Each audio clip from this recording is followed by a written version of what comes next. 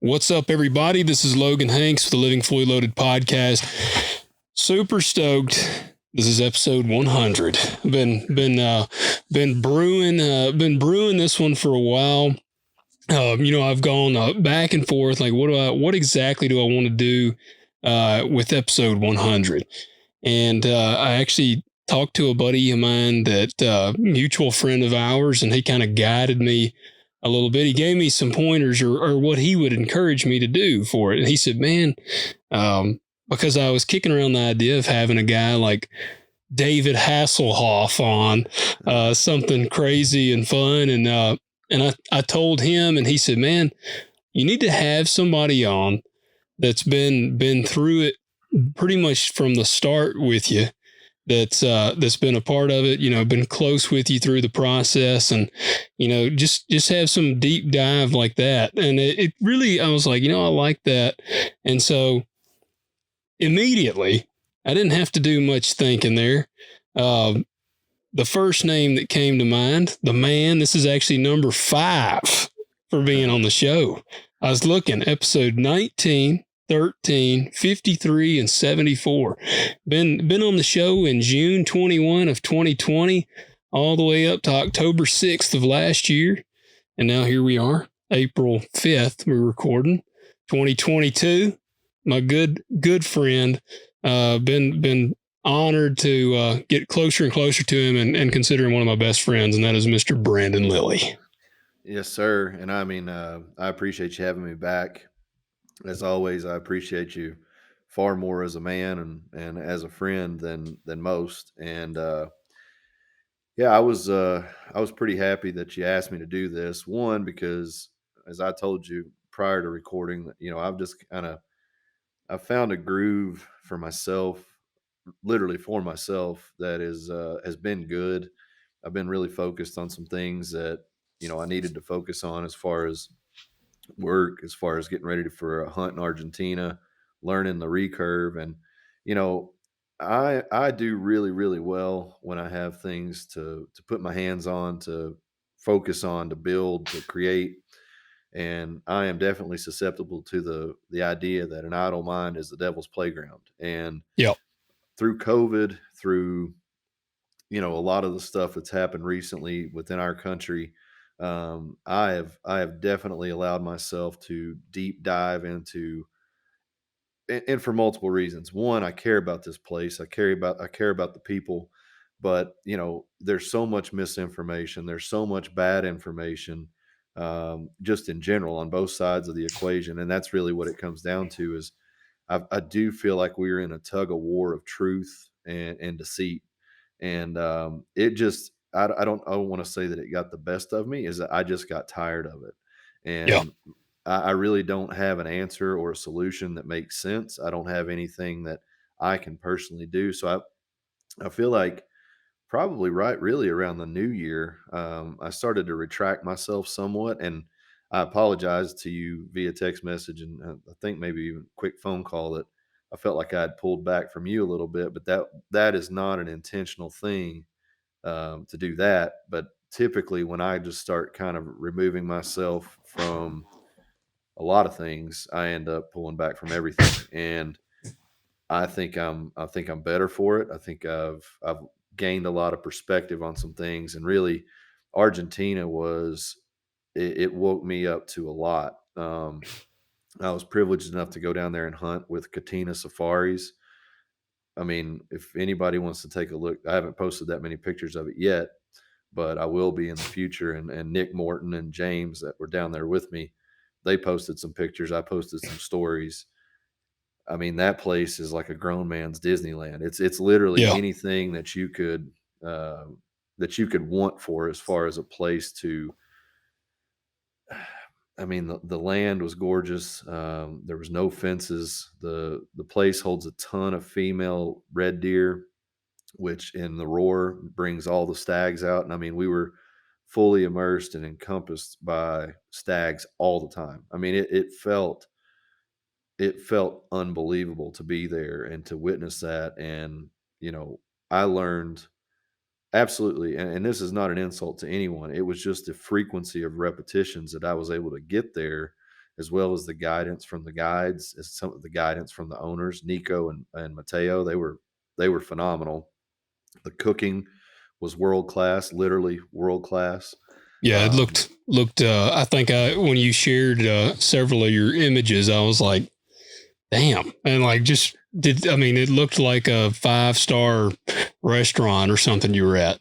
it was more than that. It was, I mean, it literally was. I mean, somebody might go there and hate it, but I will tell you, Nick, James, and myself all shared the same opinion. I talked to a couple of guys that reached out when they saw I was hunting there. They shared the same opinion, and I will be looking forward to putting together a group to go back. I'd love to talk to you about that if you're interested. It phenomenally tested me and bettered me as a hunter. Now, before I delve too much into the Argentinian culture, I do want to say one of the things that changed for me, and this is not me big dicking because I took a recurve, and this is me not trying to put down a compound hunter. I'm talking about myself, my mistakes, my flawed thinking. I talked about and felt some obligation because working with Sorinex Outdoors, I want to be someone who holds a standard. I'll put it that way. Yeah, And I kept talking about being a better hunter. I kept talking about, and last season, I think it's very easy to believe your own hype. You know, I had a very, very successful season last year. I made some tough shots. And really, I don't think I left the season any better of a hunter than I began it, which I attribute to the fact I was continuing to become a better shooter. I was not actually becoming a better hunter. And when you go into a situation with the recurve, you have a command. I mean, I was consistently shooting to 30, 35 yards. Occasionally, I would shoot to 40. You saw my accuracy at Winter Strong. You know, I was very comfortable 20 to 25 yards. That's on a situation where there's a foam target or a bag target. And I told myself if it was a perfect opportunity and it was a dead still stag or a dead standing still stag, I would let 30 yards be my limit. 31 yeah, was a 31 was a failure. It was a no shot. Get closer. Well, when I got there, day one, I mean, as soon as we set out, I was 80 yards from a stag. And I told the guide, I said, you know, what do you think? 30 yards? He said 20.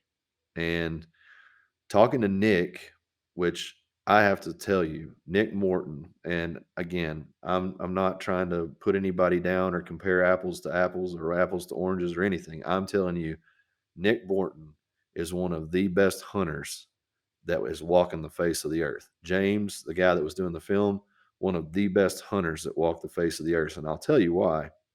They hunt hundreds of days a year. They're out there hunting pigs every single day. They hunt stags and fallow, and I mean, there is something that comes with that repetition. yeah, You just don't get those opportunities in the states. And no offense to anyone that hunts one species or one weekend a year, you might be successful every year, but I will put their prowess as a hunter against anyone alive today. I mean, they are not going to be far from best as far as what I saw. The the way that they think. You know, Nick, he owns a broadhead and arrow company, and he tells me his mission. I mean, he will shoot further than 20 yards, but he said the vast majority of his compound kills are intimately close, 20 yards or in. yeah, And that changed everything for me because I was always looking to just sit back, wait, and have an opportunity to shoot an animal at 50, 60, 70 yards because I could do that on a target. And I applaud the guys that do it. I like the guys. There are guys that I know personally that have done that, and I respect it. It is a those guys are great hunters too, in and in their own right. But it is a different beast when you get to 50 yards and your party just starts. yeah, And I will tell you, every single day that I was there, and these things are roaring. I mean, it's just unbelievable. And you've got this coliseum effect of there's one stag holding a ton of hinds, the females, and you've got these satellite stags roaring all around them. At one time, I had 8 stags roaring within about 150 yards. Um, and you use that to your advantage. You know, they're those satellite stags are just crisscrossing, trying to figure out where to go and how to get where they need to be. And luckily, they're so jacked up to find females, we used a hind call against them. And I had my guide about 25, 30 yards behind me roaring, and I was 25, 30 yards in front of him, and I was doing a hind call. Well, what Yeah. that does is that presents to one of those satellite bulls or stags, sorry, that okay, there's a lone hind, there's a stag here, and I'm here, so I'm going to get to her first. And we would get these stags just coming closer, and we might spook them, or another female might draw their attention. So I got very, very comfortable um, within 30 to 40 yards of these things.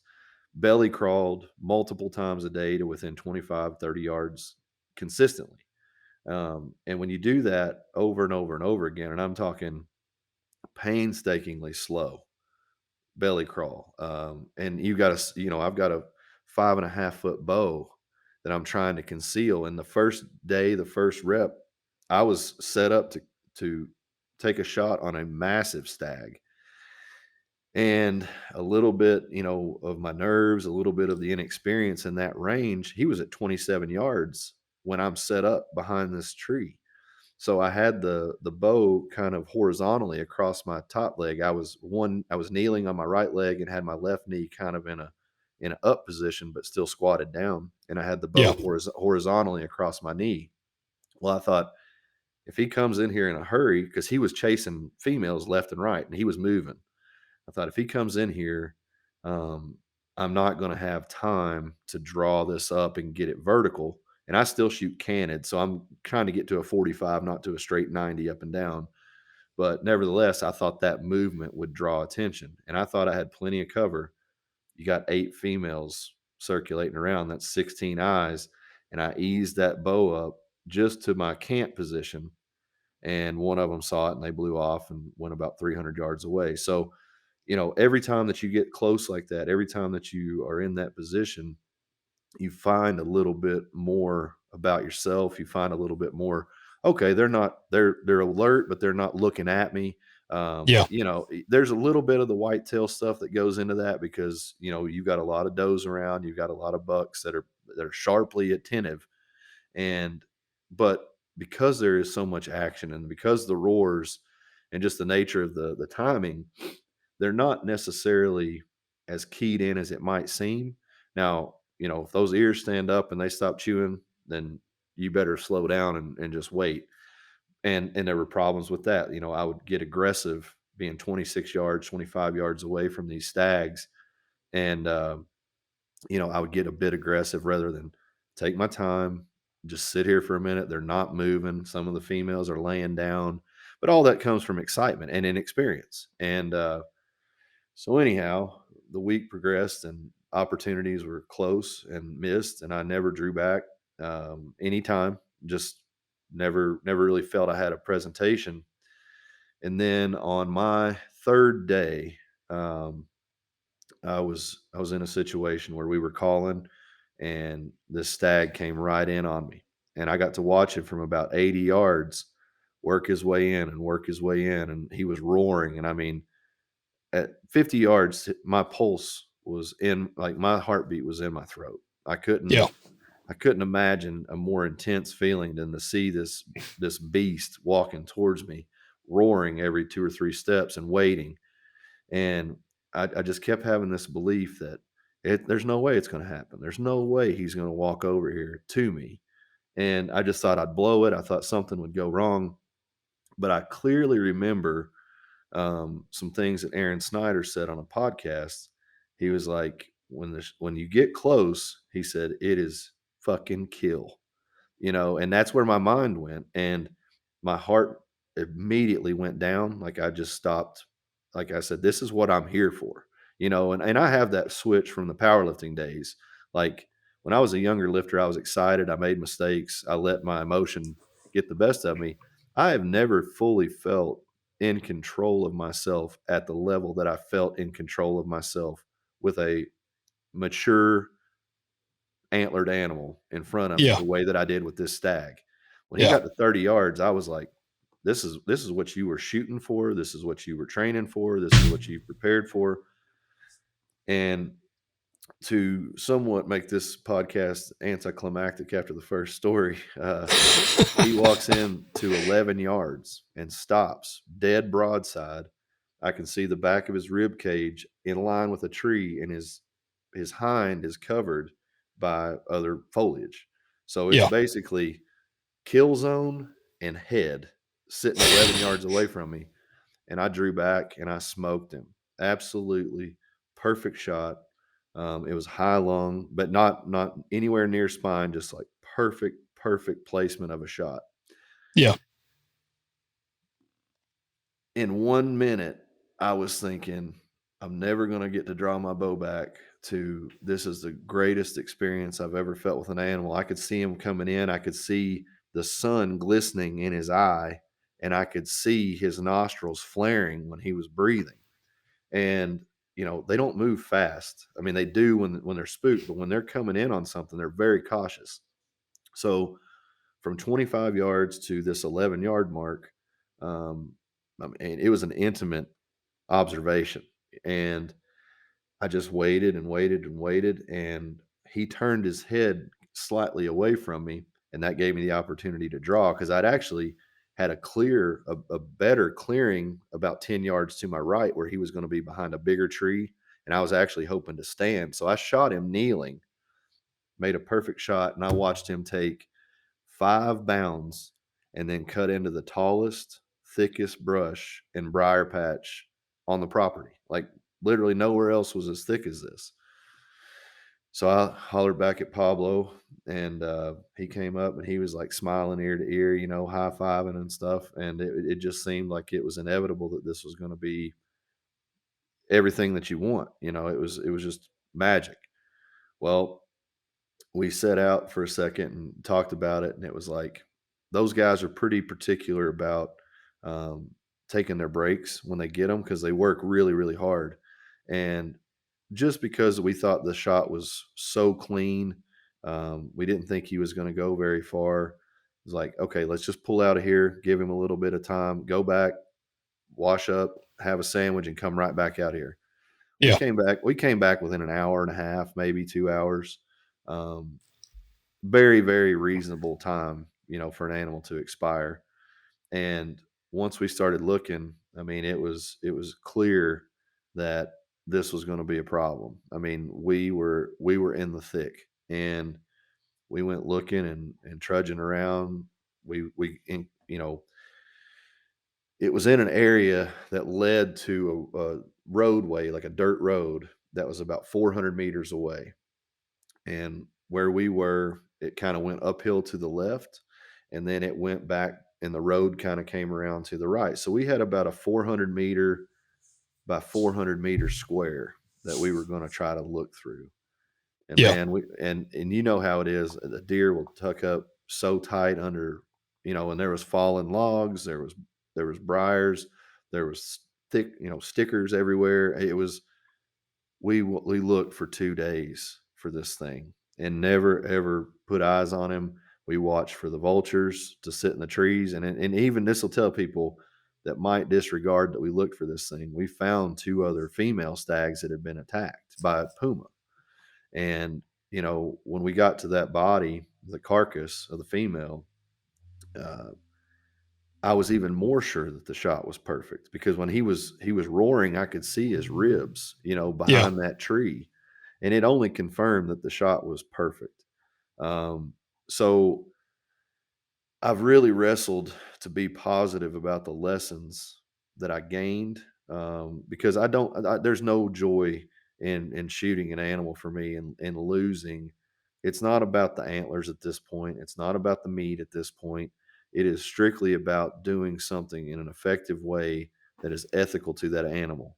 And I feel like when you see that they have expired, that is a completion of the cycle, that okay, this thing didn't suffer. It didn't, potentially live. And we've seen, I mean, Josh Smith, he had that one that had the arrow cross its nasal passage. Man. I, Yeah. Yeah. I had no desire to wound an animal and hinder its quality of life. I mean, that is just something that I do not stand for. I mean, as far as the expectation of self.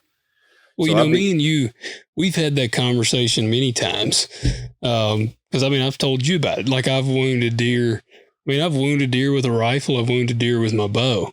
sure. And I mean, yeah, when I think the last deer I wounded with my bow, I put my bow up and Yeah. just got my rifle out. Like it's the Yeah. worst. So yeah, man, I can't imagine. Well, and that's the thing is it's like, you know, if I had my compound, that conversation starts coming into your head and like, they don't you don't pay to be a bow hunter. You pay to harvest an animal. So you can, Yeah. short of a bomb or a landmine, you can use whatever you want. Like you can take a rifle, you can take a bow, you can take a compound or a recurve, whatever you need. And I I I beat myself up on, was this an ego thing? Was this something that you were more convinced that this was going to mean more if you did it with this more than just the being successful? And I really don't. I mean, I really do and have come to the conclusion that upon the shot, that is what I shot arrow after arrow. I painstakingly built different setups, different fletchings, different wraps, different links, different weights. I mean, from a from a lesson regard, I learned so much about arrows. I learned so much about shooting. I learned so much about hunting and crawling and all those kinds of things. I mean, and I had to kind of reason it out to myself that there are plenty of educational courses, whether it's survival, whether it's a pistol course, whether it's a strength training, whatever it is, that are in the price range of what I paid to go down there and to gather education.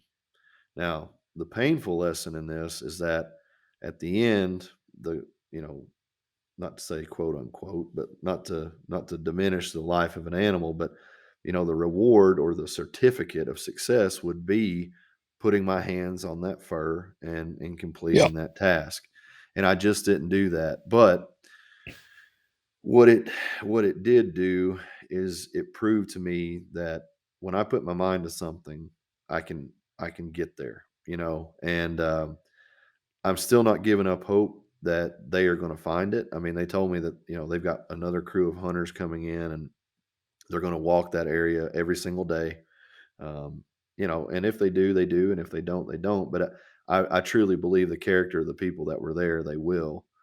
Yeah. Um, and they don't benefit from a lost animal either. They would very much like to see me have that antlered skull on my wall and be able to showcase that and celebrate that and talk about that.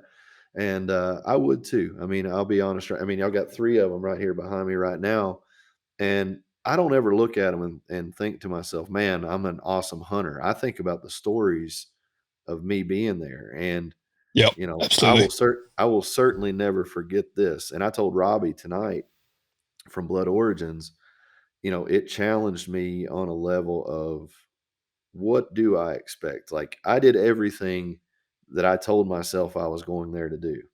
I was able to successfully make multiple stalks. I was able to get close to these animals. I was able to observe them intimately. I was able to be selective. I was able to make good choices. And I was able to put an arrow where I pointed the arrow. And I just did not bring home the trophy. And as someone who is, I mean, and let me be honest, this is not going to be a stag like Nick shot. Nick shot a big 16.8 by 8, beautiful stag. This was just a nice, mature. I'm not even certain because, when they're coming through that stuff, you can't quite make out every little point on them. But I mean, Yeah. I was blown away, proud. When he came in, I was like, this is a mature animal. This is what I'm here for. So it's challenged me on a lot of levels, man. And I'll be real honest. I was about as low. I was ready to quit hunting. I was ready to quit my job. Like, I was like, man, I don't need to be a representative of a company if I hurt animals and do like, there's just all that kind of stuff swirling through your head. But I do think that now, on the heels of it, this is exactly why I can be good at my job, and I can share the story and talk about it. And maybe I'm making more out of it than people are listening and thinking like, well, that's stupid to get that upset about. But I care so much, and I know that you care a great deal. And it's just not a good feeling. I know that people go out here all the time and they'll just shoot an animal and wound it and leave it and not give a shit about it. But that's just not who I am. I mean, I got the freezer sitting right behind me here is full of meat that I've harvested. And I was desperately looking forward to be able to taste red stag from my own hand. Yep. But life goes on, and hopefully for that animal, he's expired quickly, or it was a much worse shot than I can imagine or believe it to be, and he lived somehow. I mean, those are the only two realities: is that he expired quickly because it was a textbook shot, in my opinion, or he's a lot tougher son of a bitch than I thought, and he lived right on. And that's in some ways, I would hope that that was a scenario. I could deal with it a lot better if they never found him, and then next year they saw him and his one antler was off where he'd been injured on that side or whatever. But I'll never know until I know. If I go back Yeah. down there and they find him, or they call me and they say they found him, then I'll have some sense of peace about it. But until then, I've got to work harder and become a better shot, better hunter all the way around. And I'm definitely going back. If that tells you anything about the service, the people, um, and this kind of is a good transition point into Argentina as a whole. Um, they were just phenomenal, like blow your mind phenomenal. So from the second I got into country, and if you have any questions about that, we'll circle back. We can talk all night if you want. But so when I got into country, I was met at the airport with a transfer, which is what they kind of call a taxi. It just literal transfer from where you're at to where you're going. And I had a night in Buenos Aires before I flew out to La Pampa, and I was uh, I was looking around and I saw this nice guy who's young, kind of handsome. Walked over to him and he spoke a little English, not much, but enough to kind of guide me in the direction. He said, "I'll take you. I'll take you." So I went to the ATM, and the ATMs were screwing you, the banks were screwing you. Like, that government is a legitimately corrupt government. Yeah. But you were going to get hosed on the exchange Were rate. they taking like a huge fee, I guess? Well, partly. I mean, when you think about, I'll get into that a little bit, but it was about a $6 withdrawal, which down there, you'd be surprised how much shit you can get for $6. And then they're charging you $6 a pop, and they put a cap on what you can withdraw. So if you really need to draw, equivalent of about $125 is 15,000, give or take, from the ATM, 15,000 pesos. Yeah. Um, what you're looking at is about an $18 withdrawal fee. Yeah. So when I Yeah. talked to him, he said, "Look, the banks are going to give you 110 pesos per dollar. So basically a dollar 10, or however that shit goes. It's too late to figure it out. But anyway, he said, I will do 150 per dollar, 150 pesos per dollar. And he said, where you're going, they'll do 200 per dollar, because Buenos Aires, there's a lot more Americans there. So there's a lot more American cash, and it's all a hustle, and like, not in a bad way. First and foremost, I just want to clarify, Argentina is not Mexico. It is, oh my god, the people there are phenomenal. And I'm sure there's assholes like anywhere else, but Pablo, I had two Pablos. Pablo was my guide in La Pampa, and Pablo was my concierge that came to be in Buenos Aires. Yeah. So he did an exchange for me, and really just kind of gave me some suggestions on where to stay, places to eat, things to do, things not to do. And I just couldn't have imagined a better host. And when I got into Buenos Aires, they'll tell you on all the travel shows and all the Googles and everything, like, watch yourself for pickpockets, it's a dangerous place, blah blah blah. Not in my experience. Everybody, I was sitting there one night, and guy was like, "Hey, where are you from?" I said, "Kentucky." And he said, Bourbon Trail." And I said, "Yep." And he said, "Can I buy you a beer?" "Sure, buy me a beer." So then he's like, "Will you smoke a cigarette with me?" "Well, sure, let's smoke a cigarette." He's like, "You got to come to my house and eat. You got to come eat food. My wife will fix food for you." Like, And that's one situation of 1,000. I mean, everywhere I went, there were people opening doors for me. And I'm not talking literal doorways. I'm talking like, man, try this. Or let me, like, I would order food someplace and the guy would figure out that I was American. And he was like, oh, this is my specialty. Try this. Or this is the drink that we make for all the people, locals, and that kind of stuff. And they're just so proud. Um, So they don't hate Americans. I think there is an initial,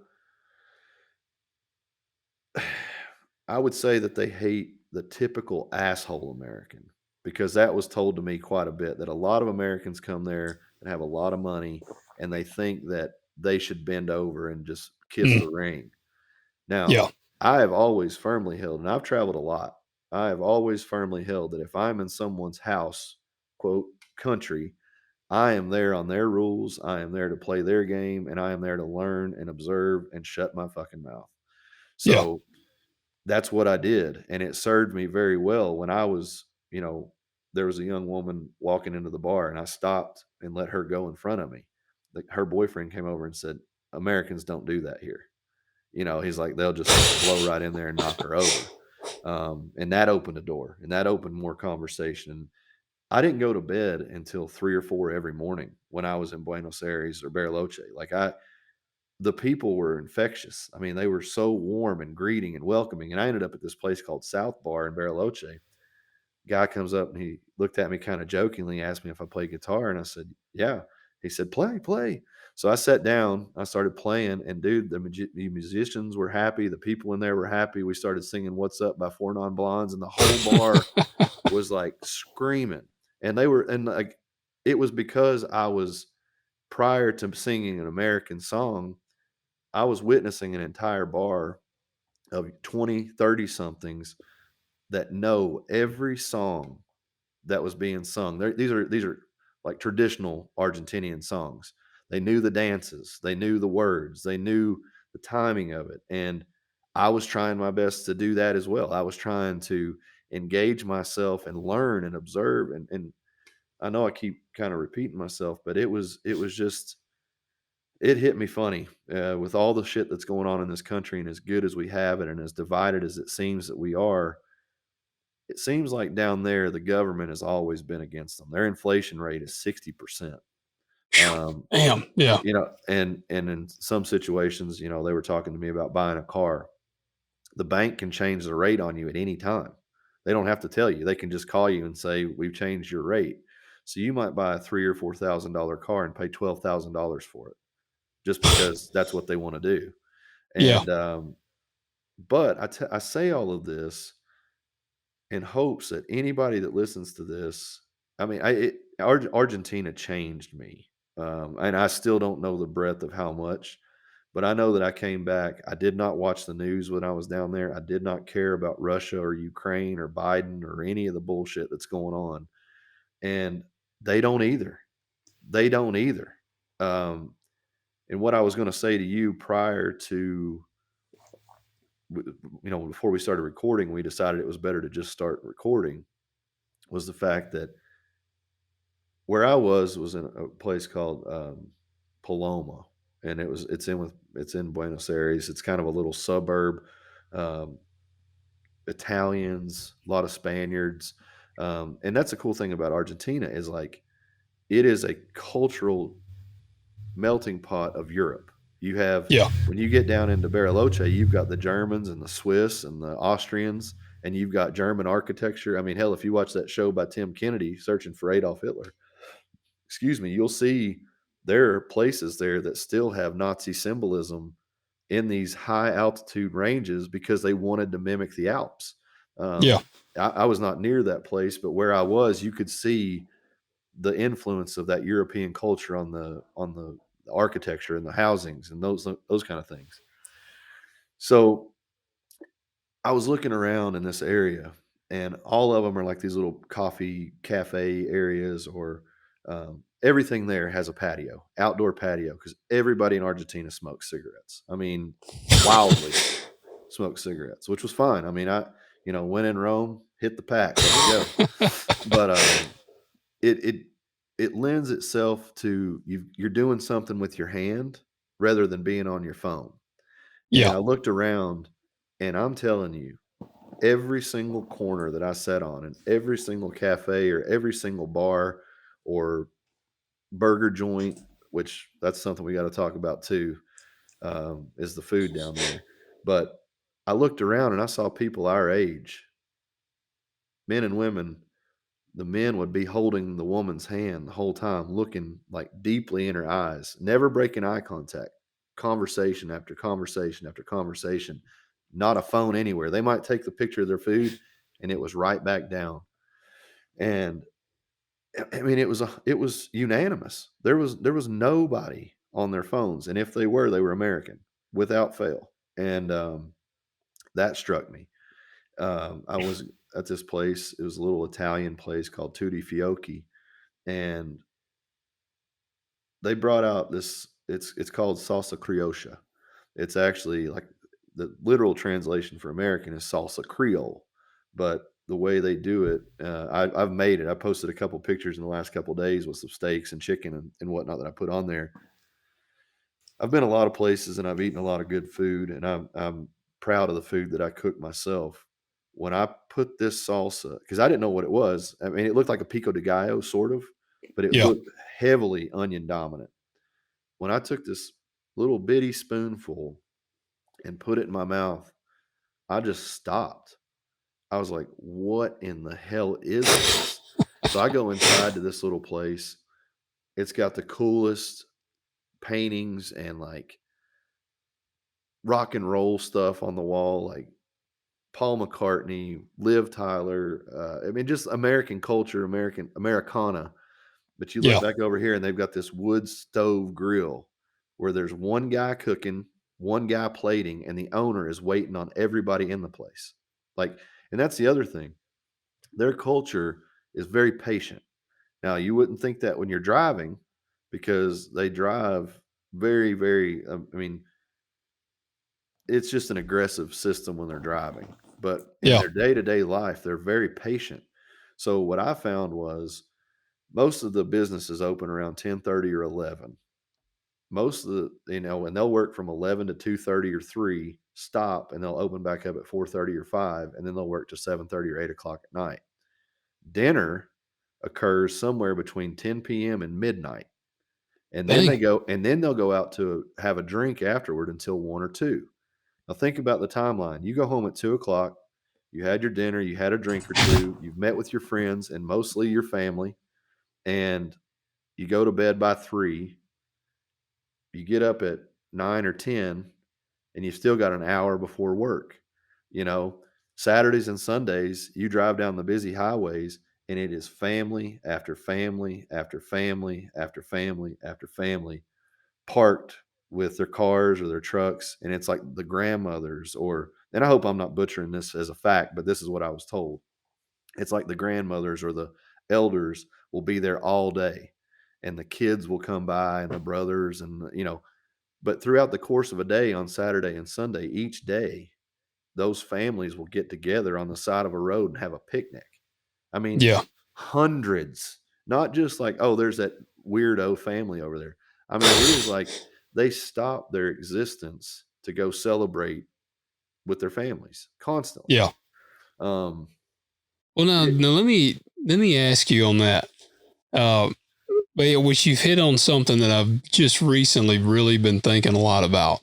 okay. Um, I made a note here so I wouldn't even forget. Um, First, I guess. Well, which one do I want to address first? On the family, they make effort there, and they're doing things like this.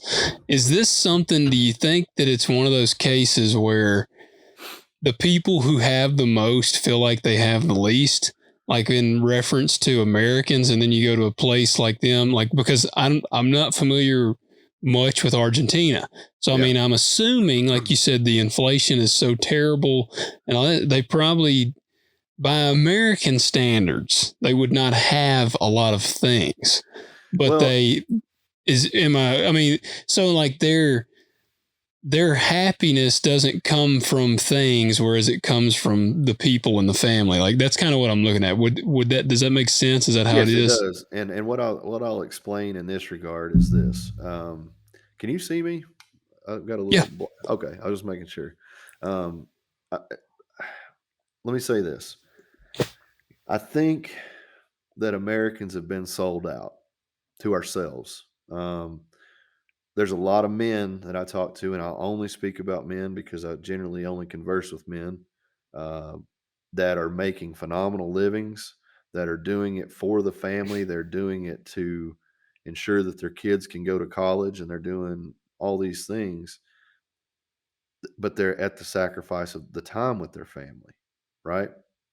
And at some point, I, because of situations in my life where I was making a lot of money and things, changed for me as far as I lost my job with General Motors and that kind of thing. Um, it put me in a situation where it was like, man, I was killing myself for a company that didn't give a shit about me. Well, that changed how I looked at the things that I bought because on that track, I was buying a new car every year to 2 years. I was living in a big ass house. I was doing all these things.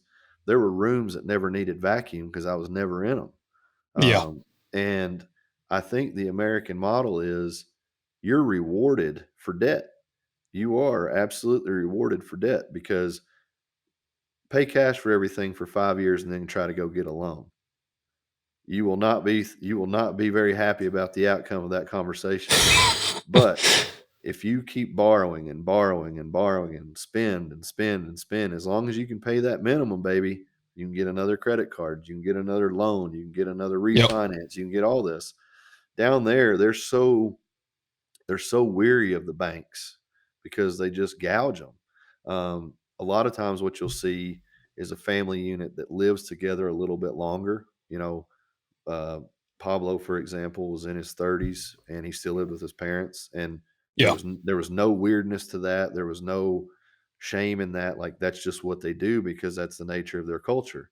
So that intrinsically keeps the family a bit closer just by default. But to your point, I didn't see a lot of luxury there. Now, that's not to say those are some of the not all, and I'm not trying to be, like this is a perfect place. Far from it. You look around and the structures are aged or dilapidated in some regard. Other areas are super nice, but for the most part, the people take great pride in their presentation. You see men wearing like nice blue jeans. They'll have on and they're really colorful. Like they'll have on a nice pair of blue jeans, a white shirt, and they'll be wearing like some kind of colorful shoes, or they'll have a colorful belt, or they'll have a colorful scarf on, and like just those little things that make them individuals in a culture where everybody is basically wearing blue jeans and a button-down shirt. They Yeah. have some identity of themselves through the color that they wear, and that's the sense that I got was like I am the only thing that I can control. I can't control the inflation. I can't control this government. I can't control all this. I know my family loves me. I know my kids are doing well.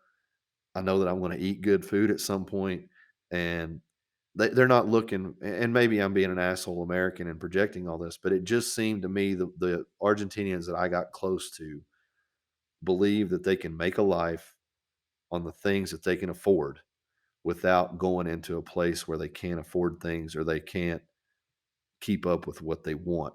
You know what I mean? They don't want the Yeah. things the way that we do.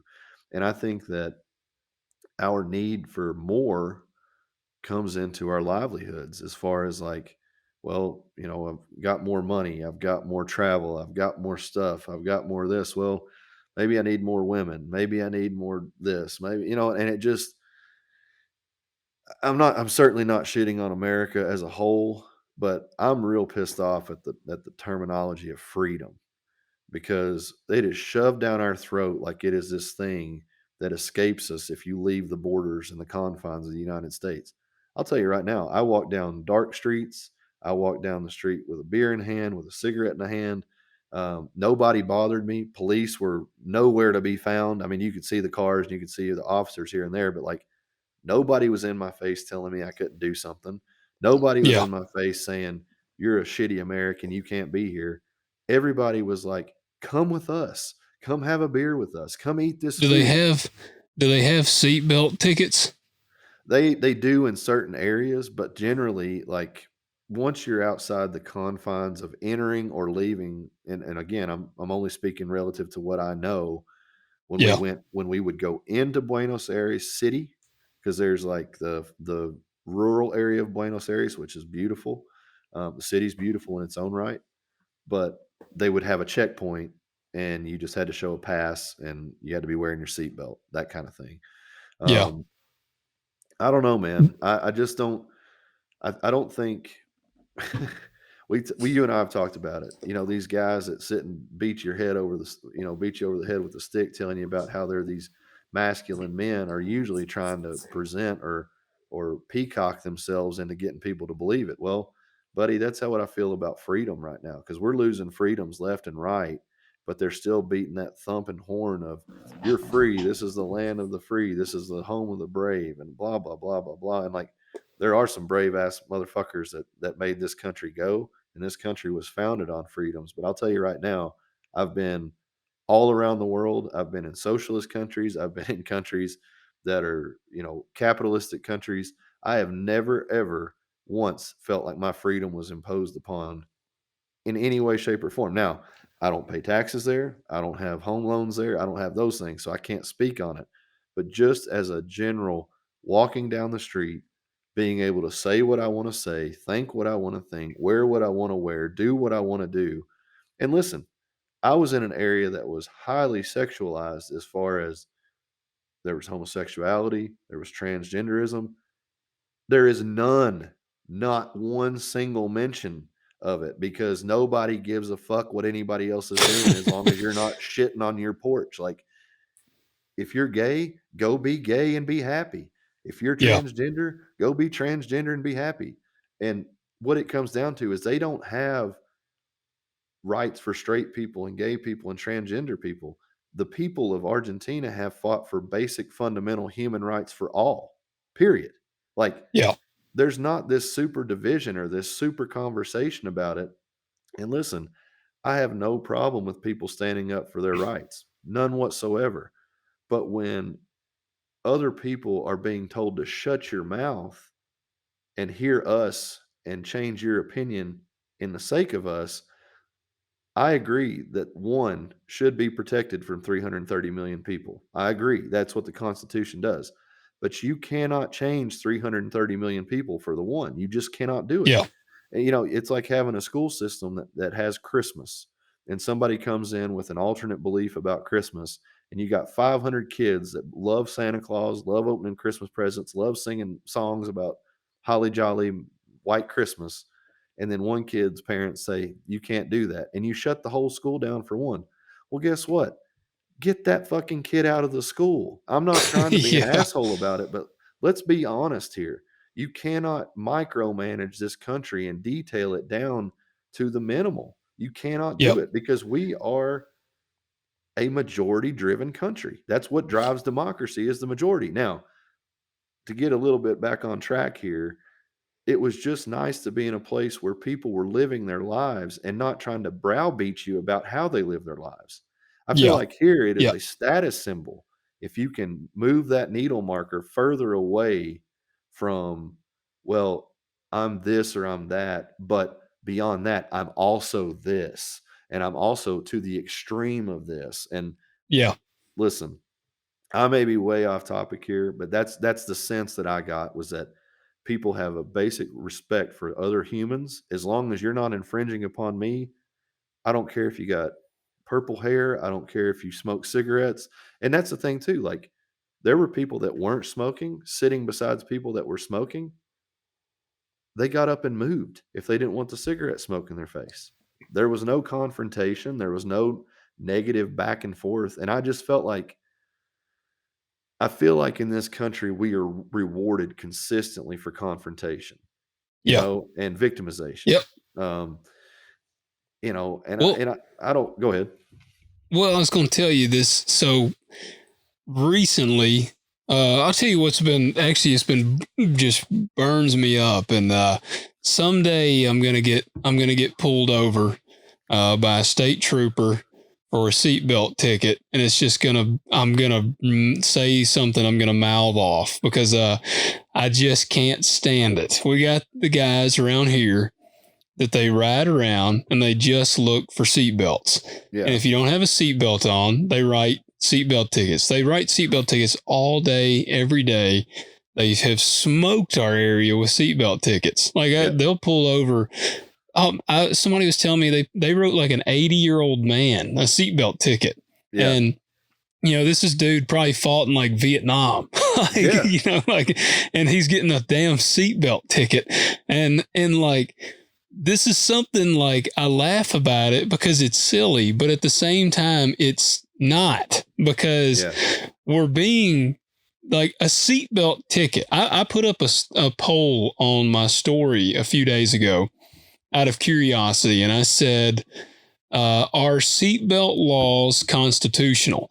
And I had, oh man, my wife voted yes, just being a turd because she knows how I feel about it. But so it ended up being like, I want to say in all, it was like 90% of the people said no, they are not constitutional.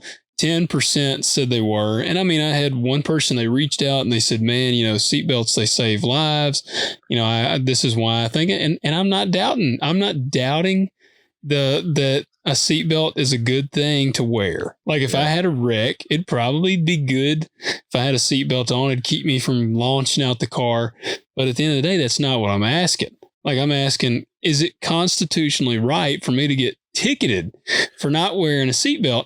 And for me, I'm like, how can you're like fining me for essentially not protecting myself. Like Well, it you got to doesn't think. You got affect to think somebody further. else. You got to think further. You got to think like a piece of shit politician. Why would they incentivize you to wear a seatbelt? To keep your ass alive paying taxes. That's why they. Yeah. I'm telling you, that is Yeah. 100%. That is 100% it. That is why when they started this shit with COVID, in my opinion, that they were afraid that people were going to die en masse, and they wanted everybody protected from it. Because if you lose 100 million people, well, guess what? That big old pig don't pork no more. Yeah. And Yeah. that's the problem. When you start looking at what laws were drawn up for, it's to keep people alive. Why is our government so involved in our Medicare or healthcare system?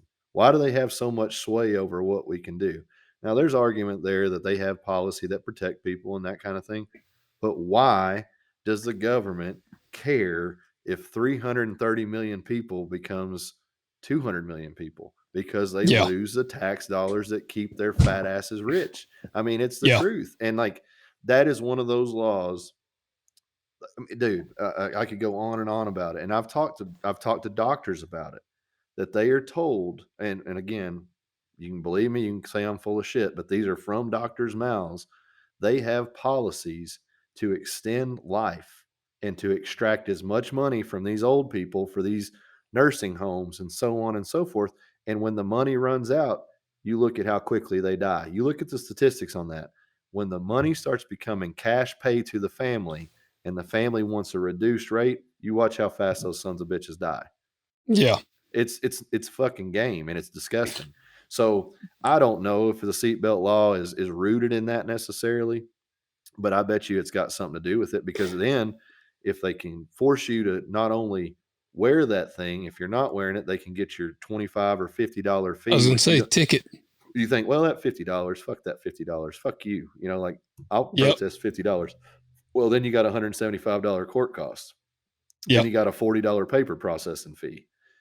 I worked in the car business. I saw that shit, like how they stack those bills on the back of the end, back end deal.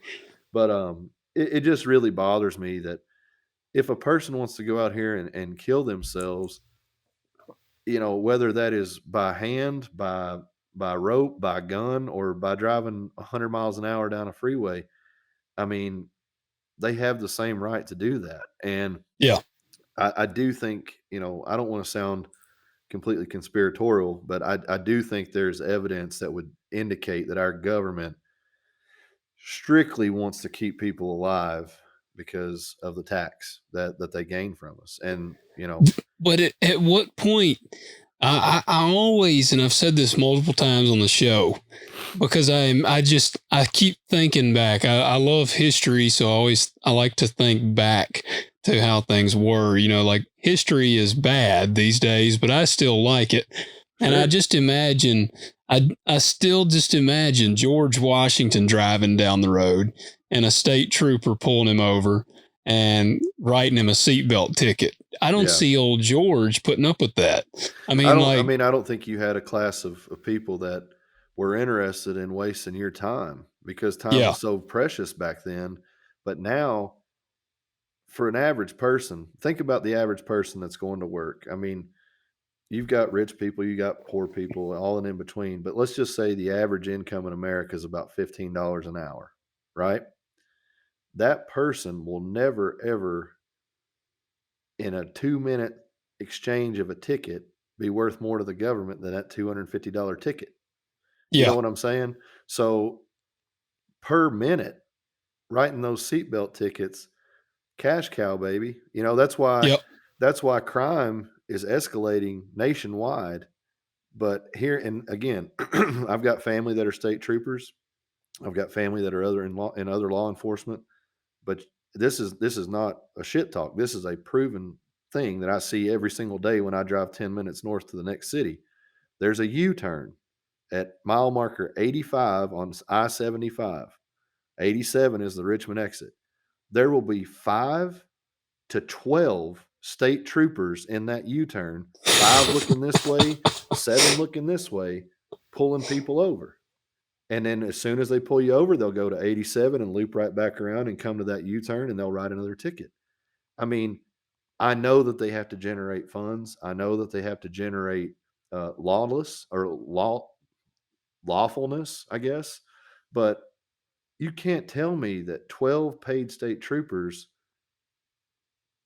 have more obligation to fundraise, more or less, than they do to solve crime. I mean, yeah, I just don't know. Like, I can't speak because I'm not a state trooper and I don't know, but it just seems off to me that they would sit out there in mass every yeah. single day, hour after hour after Well, hour then after hour.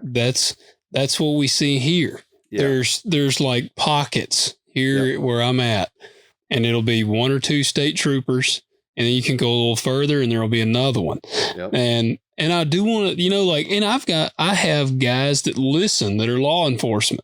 And I'm not anti law enforcement. I don't hate state troopers. Like you said, I know some state troopers but where I do think that the line gets drawn is at some point, if you're asked to do something that really is like you have to step back and say, is what I'm doing actually constitutionally right?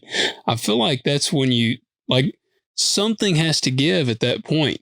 And I'll tell you, man, my service truck, and I'm telling on myself a little bit here. My service truck, I've got like 5% tint on the windows. If I get a seatbelt ticket like really soon after this episode, I'm going to know that I've got like some angry state trooper that's listening. But my service truck, I got 5% tint on the windows. I got the strip on the front. So, I mean, you can't really even see me in the truck hardly. And oftentimes I don't wear a seatbelt in this truck. And a lot of times it's short trips. I'm driving from like farm to farm. But I'm not going to lie, I always get a good chuckle whenever I meet a state trooper and he just can't see me and I don't have a seatbelt on. Well, I mean, you look at my Instagram, you look at any video where I'm driving, I bet you 90% of the time I don't wear a seatbelt. Now, yeah. that, even saying that out loud, for some reason I have like I'm stupid feeling about it. But at the same time too, like, I don't know. I used to ride a motorcycle constantly without a Yeah. helmet, and I mean, what do you do in that situation? Like, I think it's and I say this only knowing, again, when I speak, I do generalize sometimes, but I also try to quantify when it's personal experience. I saw 4 guys wreck motorcycles wearing helmets. They were vegetables only because they lived, because they had brain function. Bodies were ravaged. I saw one guy, he had a pair of like I can't even, Alpine Stars. They were like racing boots. Yeah. He slid on the concrete and it slid at a 45-degree angle through the boot, through his heel bone, through the heel, took all his toes off, took a huge hunk of his leg, and this guy lived and ended up being basically a burden on his family for years and years and years and years and years. I do believe he's still alive today, and I'm not talking ill of him, but I'm saying if he were to go back, would he have wanted to die? I Yeah. don't. I In that situation, if you're going to wreck, if you're going to put yourself through this, if you're going to put your people that love you through this, would you want to live? I don't know that he would. I don't know if he would say, "Man, I'm so glad to be here as I am." I don't know that. I don't know that the family feels any kind of negativity towards it, but it does confuse me, and it's funny that we're having this conversation because I had it with another guy. Is actually a guy on Instagram that I talk to fairly frequently, because he challenges a lot of the things that I'll say, and in a positive way. We end up having conversations, and I've grown to respect this guy quite a bit. And if he listens to this, I hope he knows who it is, because there's only one of them. Because he always challenges me on stuff where it's like, well, this motherfucker's right. I got to think about this a little deeper. Yeah. But we were talking about, at some point you do need law, or you would have the Wild West. Now, Yeah. at what point does the need for law become a lawful state, to where freedoms are being restricted and hindered for the greater good? And I don't know that where that line is, but I certainly feel like we're creeping closer to it. I feel like we have rolled back the freedom of speech significantly in the last 24 months. I feel like we have rolled back personal choice. As long as you can choose anything you want, as long as it's on the side of whoever's in office. And I'll say that in terms of Republican and Democrat, they're all bastards. Fuck them all, Yeah. is what I'll tell you. Yeah. Like, fuck them all. Um, and I don't see any good from any of them, because the way I look at it, the Biden family's profited through all this mess. Trump has profited through all this mess. Fuck them all. That's what I say. And until the American people realize that the more we fight ourselves, the more they win ultimately, because the richer they get. Um, I don't know. I don't know the answer anymore, Logan. And I'm at a point where I've come in my life to understand that I'm going to die probably sooner than later. As far as, I'm not going to see 50 more years, most likely. I'll be 90 years old if I do. So, how much damage am I going to incur in the next 25 to 40 years? 65 to 80 years old. Well, when I'm 80 years old, I damn sure won't care. And when I'm 65 Yeah. years, I don't know how much fight I'll have left in me. So I figure I got maybe 20 years of give a shit left. And after that, Yeah. I'm going to pull a Bobby Knight, bury me upside down so you can kiss my ass. Um, but that's the way I feel about it. I feel like a lost citizen, honestly. And I think it's on the heels of some of the greatness that I've seen in other countries, where a lot of Americans have this idea, and I do too, sentimentally, that this is the greatest place to live. It is a great place to live. It is a wonderful place to raise children and to, embark upon the adventures of what it can mean to be an American. Now, that being said, having been around the world, there are far more beautiful places than many of the places in the United States. There are far more warm and welcoming, loving people than I witness on a day to day basis in the United States. There's far more poverty in the world in which people are still happy and still loving each other and caring for each other in the world than there is in the United States.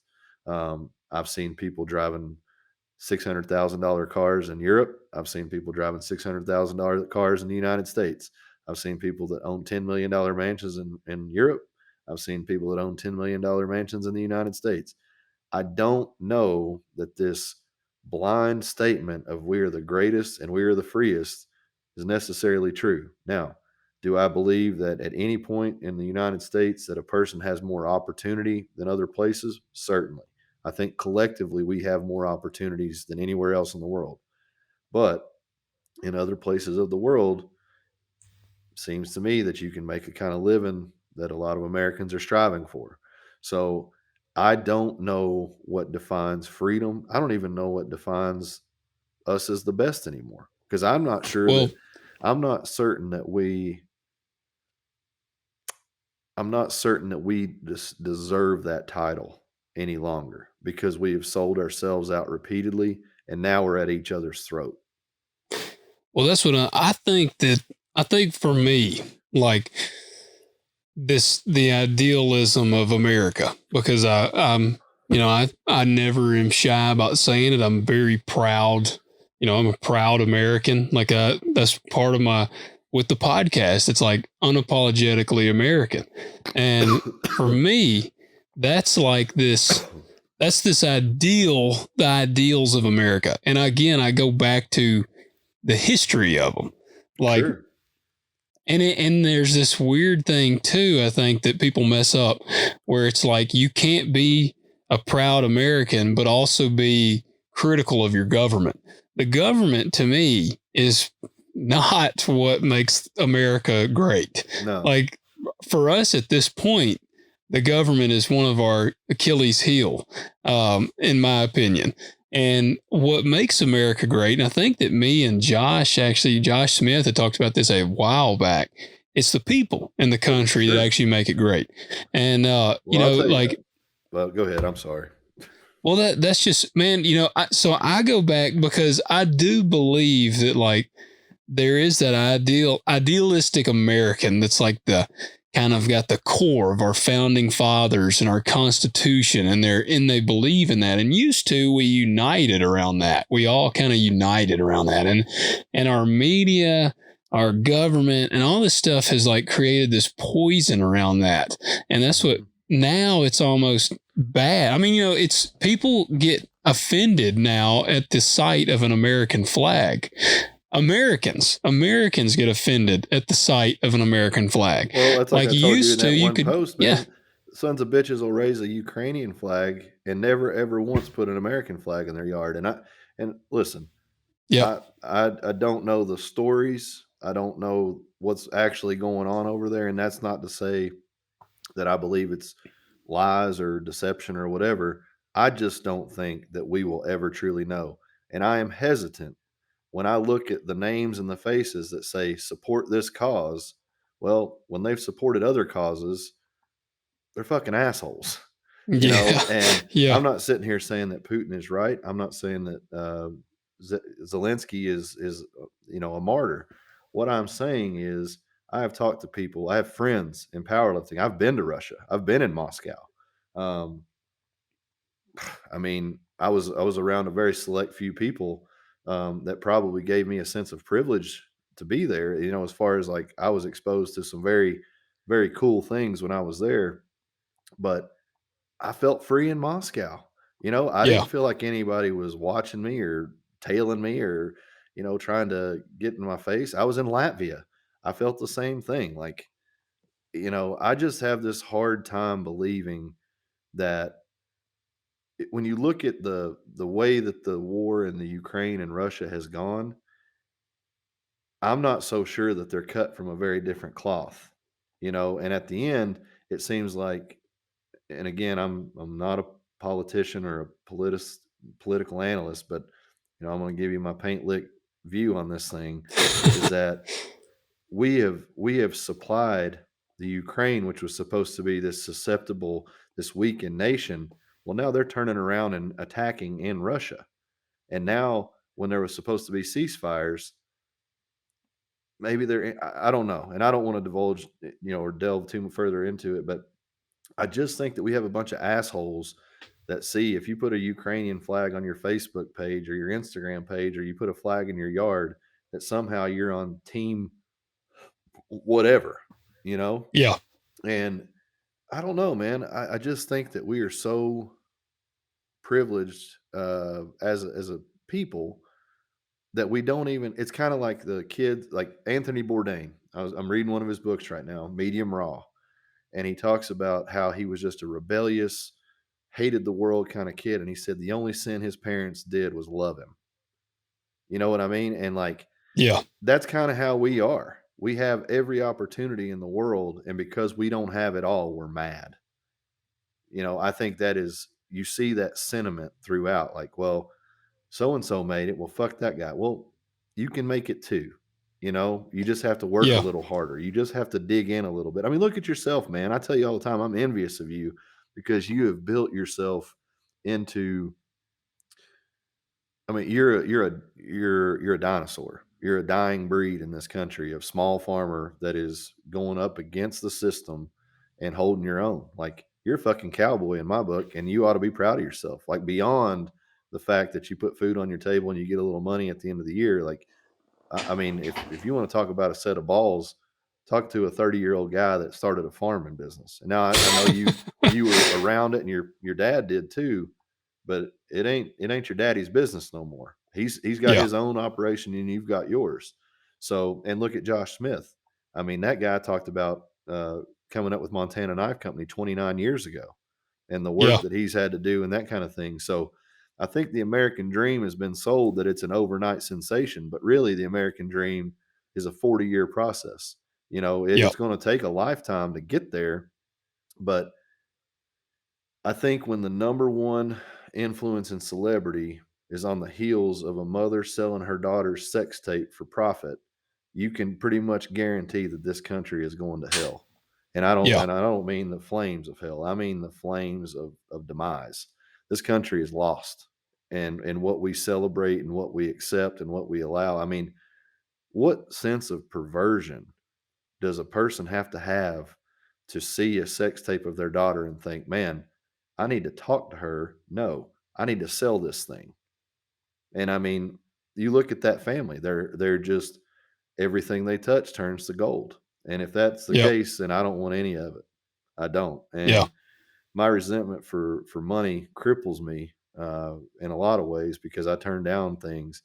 But at the end of the day, I've made those mistakes. I've taken money just because it was on the table rather than looking at what I was actually saying or doing for that money.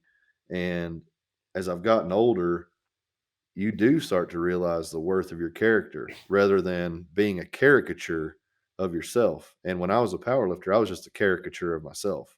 But as I came out of that, I realized, man, my friends have companies that I believe in and I care about. Let me support them, whether they pay me or not. They're my friends, Yeah. and that's the kind of thing. Like, I sent you that picture of that fucking uh, living fully loaded sticker on my water bottle Yeah. at the, and that was important to me. When I started to go up, I had a bottled water, and I was like, no, I'm going to put it in this because I'm going to send this to Logan. And, you know, it meant something to me to be able to say, look, this mattered in this moment, a million miles from home. It mattered to me that before you even knew me, you sent me that American Hunter stuff. And I've got the hat sitting right over here to my left. Yeah. Um, those things just stand out more to me now. Those things mean a lot more to me than country. Those things mean a lot more to me than money because, like I said, I realize I probably only got 25 fighting years left, and I don't want to fight for something that I can't change. And I don't want to fight for people that don't give a shit about me. And I learned that too. When Yeah. I got hurt, man, the phone calls came in hot and heavy saying, "Ah, man, we appreciate you. We love you, but we're gonna cut your deal," and that's fine. It was a painful lesson, but it made me value things a lot differently moving forward. Well, it's all of this goes in like what we're talking about with money and the fame. I think everybody wants to chase a degree of fame. Me and you have had the conversation about we live in the age of clout chasers. Like that's what it is. Even people like, I've sent you videos of a certain dude that when he first started his page, he had pretty good codes, I guess, essentially that he lived by. And, his page, I mean, it's exploded. Like he's grown insanely fast on social media. And his page is so ridiculously stupid at this point. He puts up really stupid posts all the time. And you know, I've talked to you about this a lot because I struggle with this because obviously I run this podcast. I believe in the podcast. I try to be real. I try to not be like giving fluff. You know, I want it to be a show that's entertaining, but people get something out of it. I want people to be inspired. I want them to, you know, to stand up for their rights. Like all these different things. And so that comes with a degree of marketing that I have to do to try to get more eyes upon it. So I have to post on social media more often. Like I've had to, you know, I've told you I'm terrible at marketing. So like I have consulting with marketers because I'm like, what do I need to do? And if they're like, well, you need to post this much. I'm like, well, I don't know what the hell to post. Like, what do I post that much? And like, because I'm like, what? I don't have that much shit to say. Like, what do I got to say that's meaningful? And then they're like, well, it doesn't even have to be necessarily meaningful as much as just putting stuff out there. I'm like, well, that's stupid. Like, and so it's this thing I wrestle with, but it's like it comes with I'm trying to grow this thing, so I have to get myself out there, but trying to do it as a real person is what I want to always. I never want to be a poser. That's even like, you know, I just recently did a thing where I'm doing now these reviews that I just started. I called it the Regular Dude Review. I'm doing them on my Living Fully Loaded YouTube channel, and it is truly a regular dude review. Like I just reviewed a holster and I gave like completely my review, my thoughts of it. I'm going to do some over some whiskey and some different things. And I'm going to like I was in this is actually kind of a funny way to tie it in. I was in a liquor store the other day and this older guy was there and I actually walked over to get some Eagle Rare. That's what I just finished sipping over here. And that was a stout pour, my friend. I thought you was drinking apple juice. That thing was fully loaded. It was a pretty good one. Now I did have some ice in it initially, so it did kind of come up a little bit. my boy's turning one drink a night into a fucking full glass. Well, I've started cutting it to about 3 or 4 nights, probably about 3 nights a week. So I have a good one when I have one. Mm-hmm. But so I went over to this, I was going to get a bottle of Eagle Rare and this dude was over there and he was looking at it. So I kind of did the typical thing, you know, where you like pretend to look at something else on the shelf. Yeah. And he's on the phone with somebody and he's like, hey, they got some bottles of Eagle Rare here. Do you want me to grab you one? I might get one. And so then I'm starting to get nervous because there's not that many Eagle Rare bottles up there. And this is like one of my favorite sippers. Yep. And he ends up, I guess the guy didn't want it. So he walks off and I get it.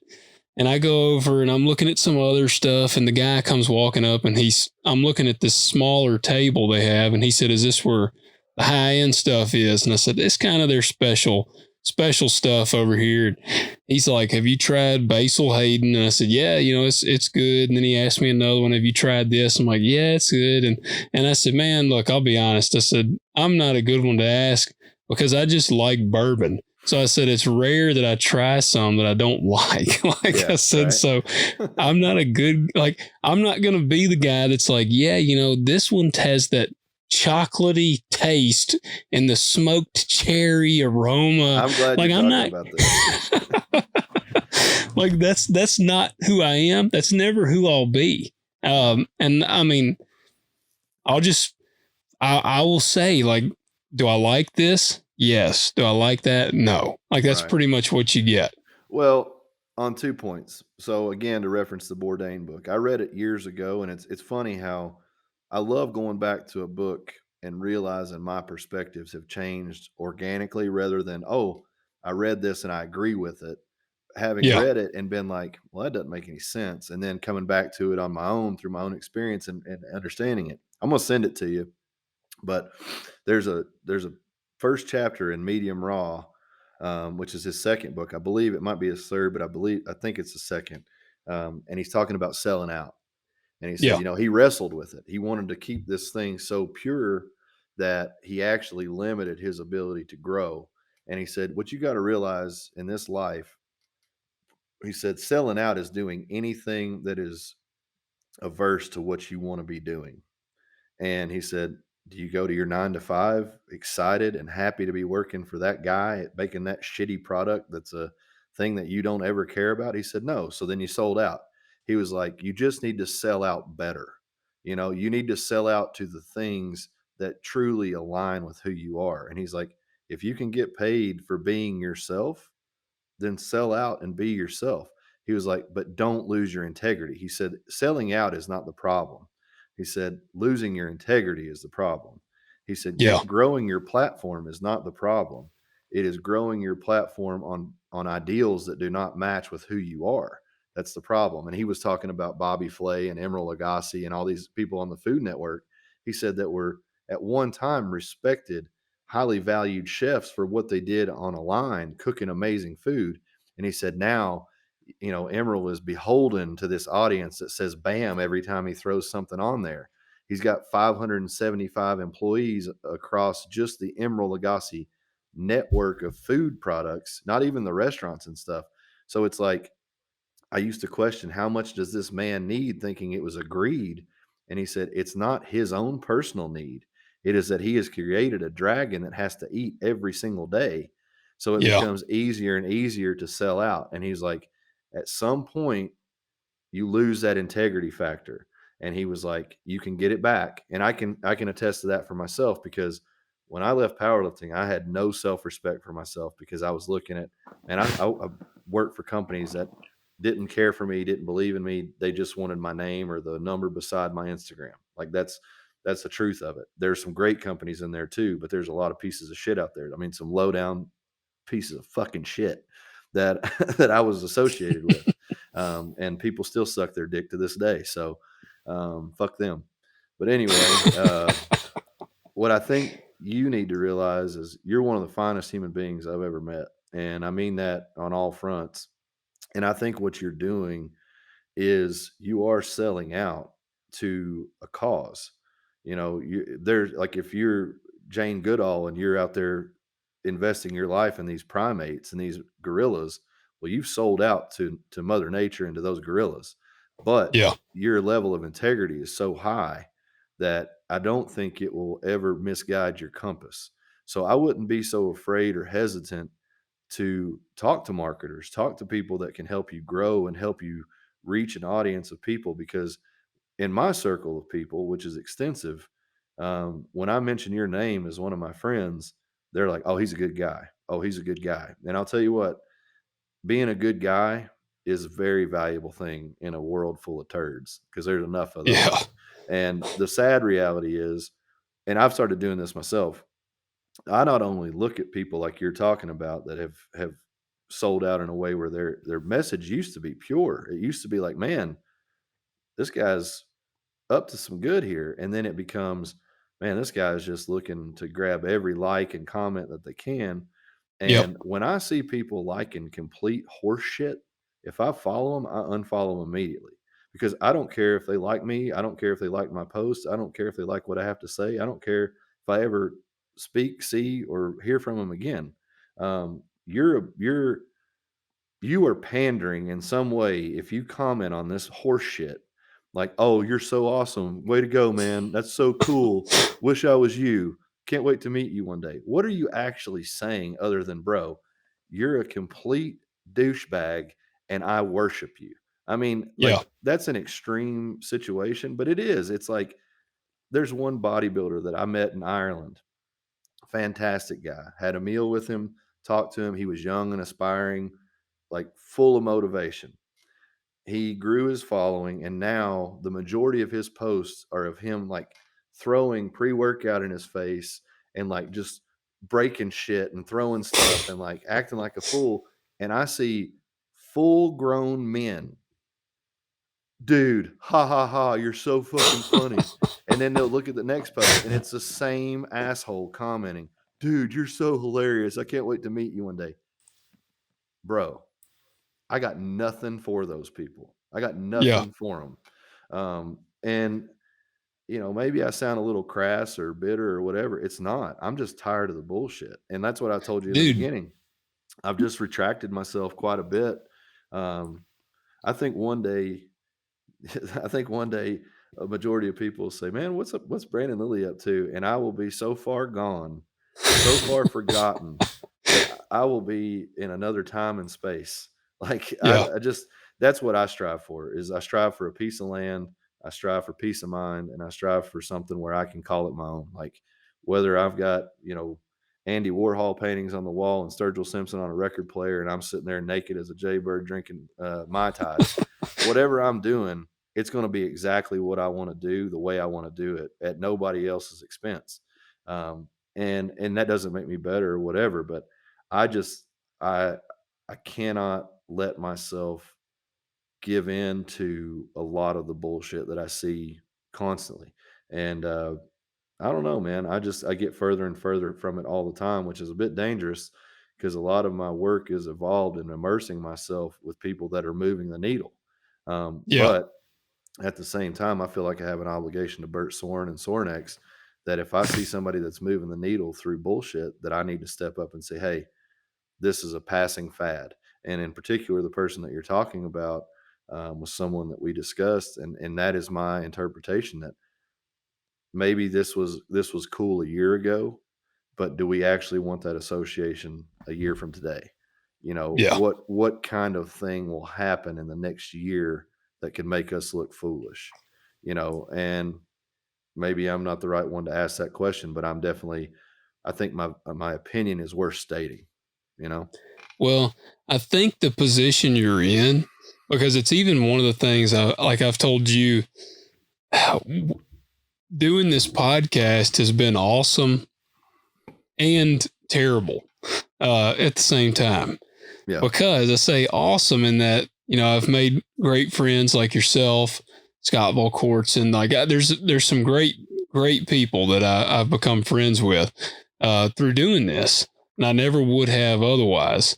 But then there's some that like I've initially had seen them on what they posted, what they shared, and then I peel back the layer of who they actually are, and like you said, man, they're a turd, and Well, it's I'll like, tell you man, one I'll tell you one right here. And, this is not me trying to be a gossip. This is just me, and I won't say their name. And what I will say is that they fall under that category of masculine movers and shakers, is what we'll call it. They run a men's group. They've got a series of groups that are underneath them, and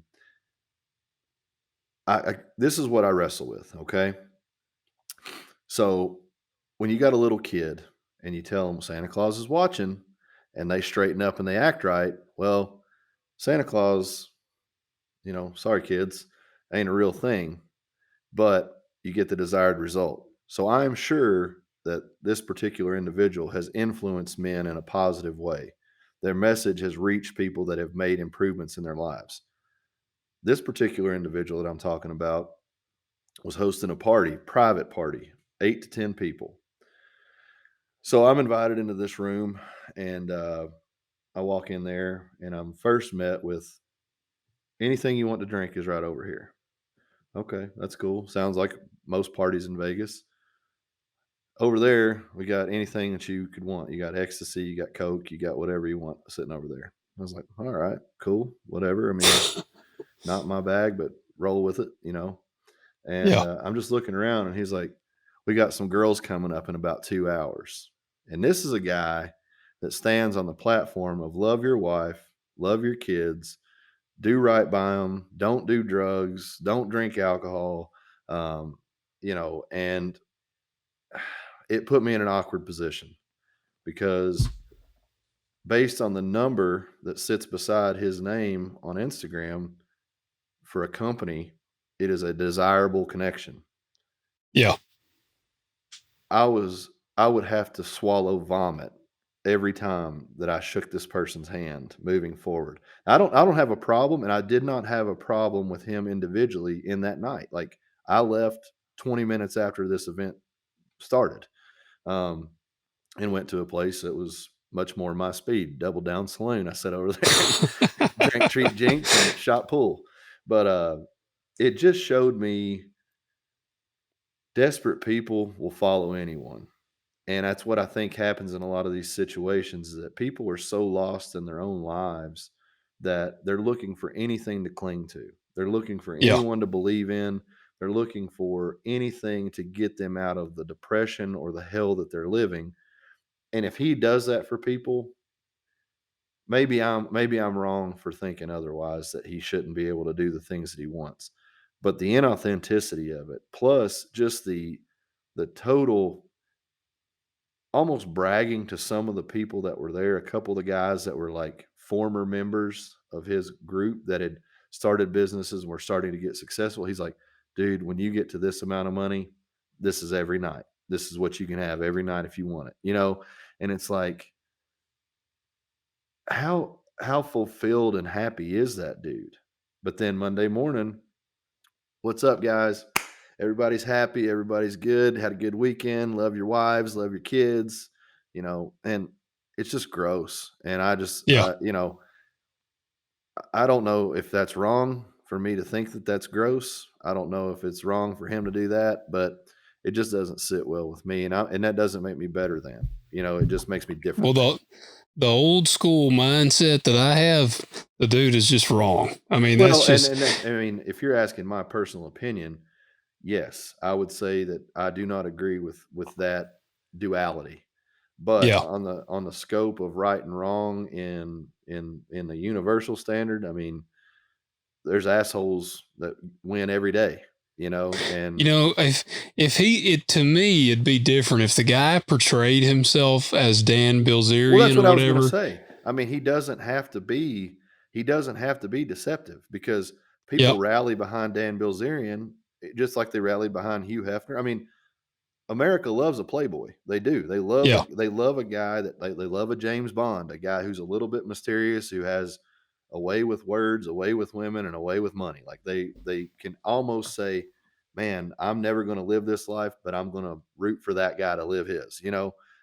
I can. Yeah. That's why I say I don't know if it's wrong necessarily, but it is wrong to me that that person is telling other men to lead lives of integrity, yet not living one themselves. That's the flaw in the argument. Because if he was free of any bound, do whatever you want. I mean, Dan Yeah. Bilzerian is a perfect example. Not my cup of tea, but also, I mean, you can't argue with the guy, because he's had some things in the media that question his authenticity, I guess, as far as the true worth of his empire and that kind of thing.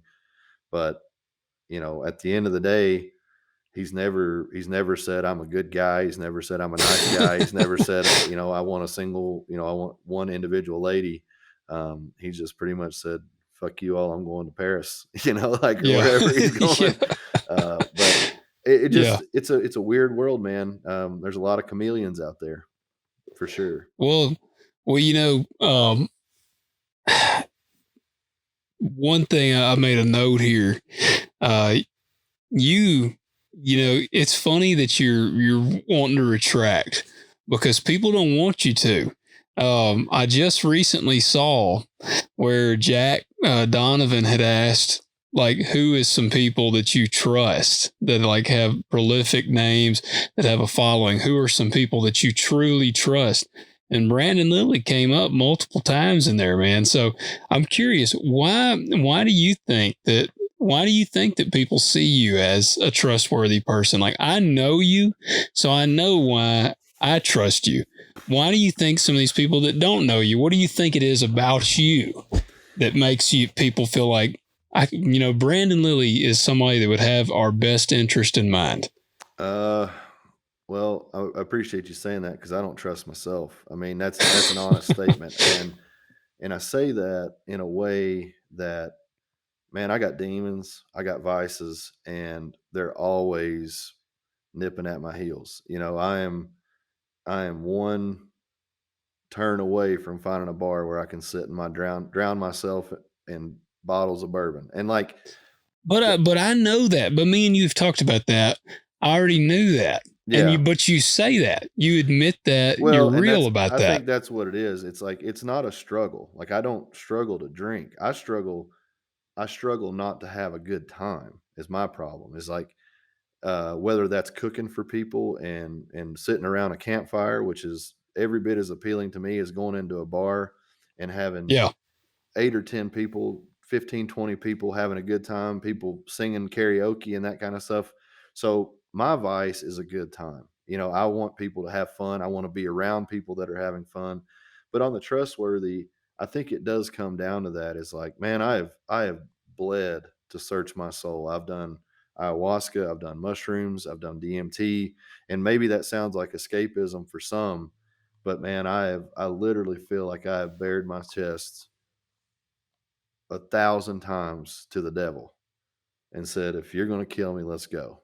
And I mean that from riding too fast on motorcycles. I mean that from drinking too much when I was younger. I mean that from doing cocaine. I mean that from doing all kinds of things in past years in my life where I was I felt like I was invincible, so nothing was off the table. And now, as a person who really does value and cherish my life, I have no problem looking back on those things and speaking honestly, because if somebody is in the midst of those struggles and views me as, man, I want what that guy has, well, I've been right where you are. I've put a pistol in my mouth. It's coming up real quick. A week from today is the anniversary of it. 6 years ago, I put a pistol in my mouth. So I don't ever forget that feeling. I don't ever forget thinking that taking the pistol out of my mouth solved all my problems, because a year later, I was in a worse place, but I was Yeah. confident that I could find my way out of it. I think and I hope that the things that have been said against me, the things that have been said about me, I've addressed them honestly. I've faced them down, in the scope of, I mean, when I was powerlifting and I was doing pretty good, uh, there were definitely situations that were detractions from my character as far as what people said about me. Now, guilty by association or wrong place, wrong time certainly came into play. I'm Yeah. not going to sit here and tell you I was an innocent bystander, but there was a lot more to there's a lot more to the story than the accusations. And when I faced those things down and I talked about them honestly, people were like, "Well, wait a minute, that's almost understandable." I'm not saying forgivable, but it's almost understandable when you start to put the pieces together. And I think once I saw that, and once I saw that people were going to hate me, whether I told them the truth or told them what they wanted to hear, the truth felt a lot better, and Yeah. I started to try to ground myself in that, whether I was struggling, whether I was flying high. Um, and I don't think in the sense of, if I care about you, you can trust me till the end of the earth. Like, I believe that. But if I don't care about you, I would never do you wrong, but I sure wouldn't depend on me. You know what I mean? Yeah. Like, that's the truth of Yeah. who I am. Um, but I go out of my way for a lot of people that I don't care about, because I care about them as human beings. And I think, to circle back somewhat to what you said about this podcast and why you do it, you care about people. You care about, I mean, there's been times, like, we had a conversation, pretty intimate conversation not too long ago, where I told you some of this stuff. Like, I was just pulling back and I said, I've been going through some thoughts in my head, and, just didn't want to bother you with it. And, you were like, man, always call me, always reach out to me, because I want to talk to you. And it Yeah. wasn't anything bad, but it's just the fact that you care about people. And I think you believe that people can do a little better than they are right now, that makes you valuable in this space. I don't know, man. I was kind of floored by that, honestly, when I saw that, because 5 or 6 years ago, really 6, 7 years ago, um, I really didn't feel like I could trust myself. Like, I really did not know what was going to happen through the course of a night, based on the fact of, I was lost. I mean, completely lost in trying to figure out who I was, what mattered to me, what I wanted to become. And I think through some of my writing, through some of my sharing of ideas and beliefs, um, hopefully it just helped people see that I'm a human being. Like, I am flawed, but I am also in the fight of my life for my life every single day. Yeah. Like, I challenge myself in a way that is almost detrimental to be better. And I think if you're doing that, there might be some self destruction in that as well. but it's hard to put out good in the world and only get, or to put nothing but good out in the world, or good intentions out in the world and get bad back all the time. And I Yeah. think I hope that's what people saw, is that I'm a human being. I've faced down a lot of my mistakes. There's still things I work on every single day. There's still things that I feel and I battle inside myself. Like, I am extremely, extremely critical of myself and my thoughts. But at the same time, I'm slowly able to forgive myself for things and realize that's just who I was. And that was a decision I made. It doesn't define, like I said, I think I got maybe 25 good fighting years left and hopefully 40 years of living left. And I'm 40 years old right now. So I figure if I started 5 or 6 years ago and I lived that long, I can tip the scales in my favor at the end of the day, and that's all anybody can hope for, I think, is just get to a point where you stop bullshitting yourself. And that's maybe where the trust factor started, is that I stopped bullshitting myself so I could start believing myself. Yeah. Well, man, I agree. Like I've said, as I've gotten to know you more, I think that's why. I mean, I have no issue trusting you. And like I said, I've had conversations with people that also know you very well. I mentioned Scott Valcourtson earlier. Mhm. He's a great buddy of both of ours. And he was, I can't remember if I had him on before you first or not, but like we had talked about you as I had connected with you, and he was always like, "Man, Brandon's such a great guy," because we always got a good kick out of it because you're an intimidating guy by appearance. Yeah. You got the beard, you covered in tattoos. At the time Scott met you, you were still like 300 pounds, and so you're an intimidating figure, and but you're one of the best guys that I know, and it's. Man, I don't know. It's really cool to me that people do recognize that in you, and that's what I hope you did get out of people mentioning your name on there with Jack. Like, people do see the value. Like, the internet's full of idiots. Like, there's the people that are going to be the haters, and they're always a lot of times the loudest. That, like, the people that see the value in you and all these things, they're not the greatest at telling you that. Like, they're not going to be the ones that are going to track down your page and be like, "Hey man, you're doing awesome stuff." Like, rarely is that the case, but the person that hates you, they're pretty quick to like find your page and send you something, because it's just the way that the world is. Yeah. But like, I do hope you do know like the value that you do bring to the table. So like, I know I feel you on retracting, man. Like, this weekend, I told you I was out of town with my family in Gatlinburg, and like, I'd had a good discussion with a group of guys leading up to that about how just honestly just fed up I get with social media. And I was like, to me, it's a marketing tool. I use it to kind of interact with my audience, and then I want to be able to use it for those purposes and then basically shut it down. Because to me, it detracts from myself as like interacting with my family, being present in the moment. And I had this conversation with a guy, and he was like, "I don't believe that. I think you would still find time to wait, like find a way to waste your time, even if it wasn't on your phone." Mhm. And we went back and forth, and we both were like, we're just pretty much going to have to agree to disagree, because, and his argument, I mean, he made good arguments, but his argument was like, back in the day, men would be they'd be reading a newspaper all day, or they'd be talking to doing this and that. And I'm like, but they were more present in the moment. Mhm. Like, I remember my grandfather had the auto parts store that my dad then took over before he got into farming. And old men used to come up there and they'd just sit and they would talk. Mhm. Like, these were guys, I never knew it. I didn't ever realize the value that was in the room because I was a teenager, but it was men that were World War II veterans. Like, every one of them was like a World War II veteran. like I wish I'd have known then, because it's no telling what major badasses were like sitting there. And Mhm.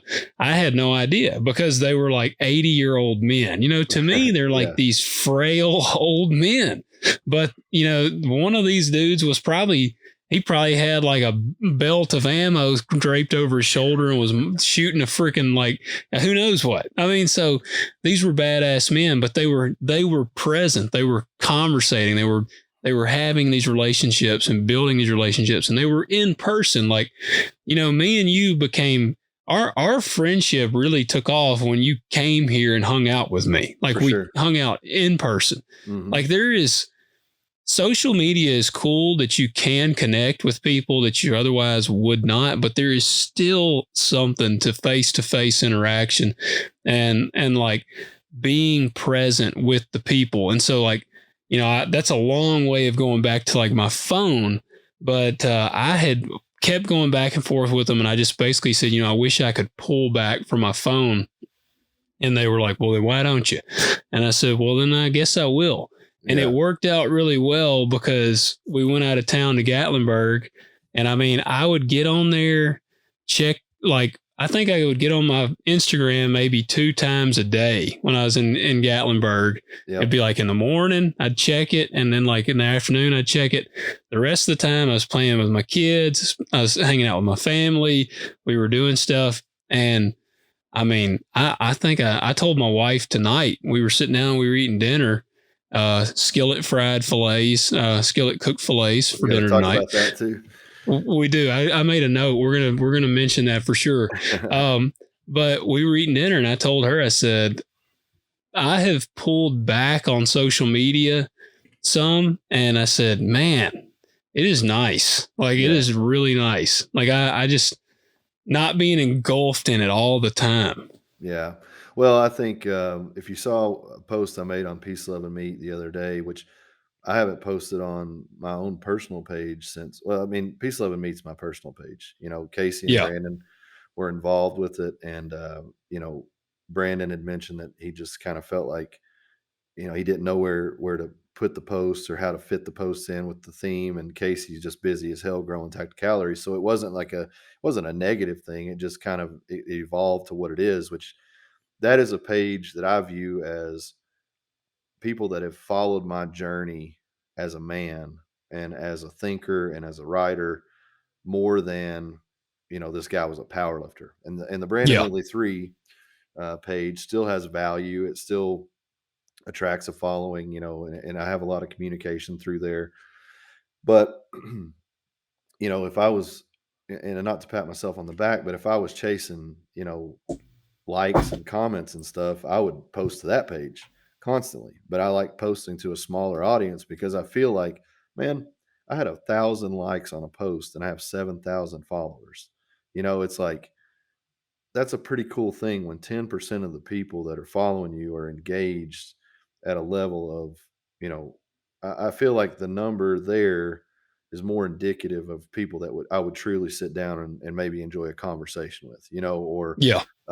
would at least have a beginning understanding of who I am more so than, man, because a lot of people still approach me as, man, I remember when you were a lifter, blah, blah, blah. And like, I respect that. I understand that.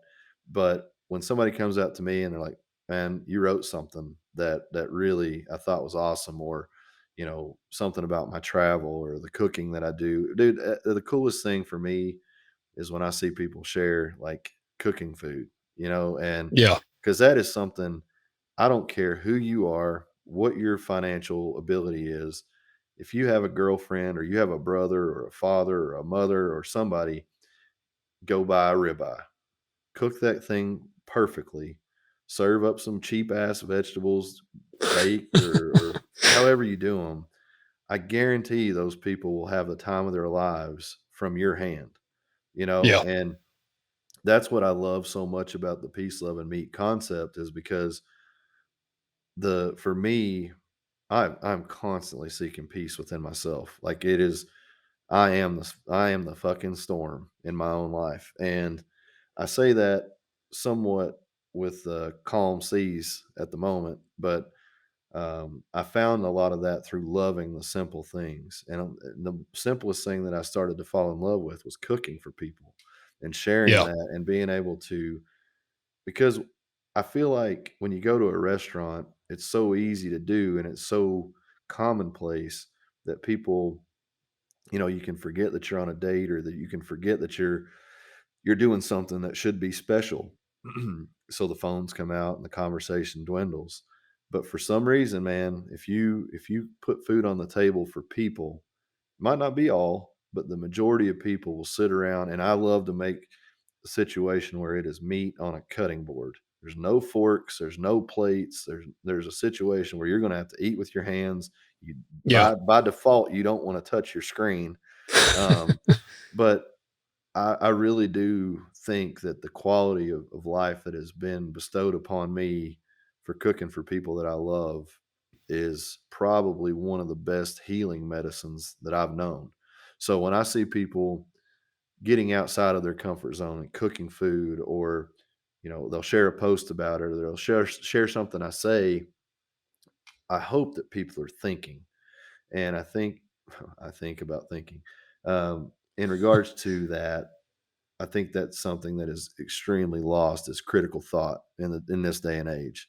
Um, and that's probably why I do struggle a lot of the times, because I will chew on an idea and beat it to death and beat it to death and beat it to death, and I get exhausted from it. But Yeah.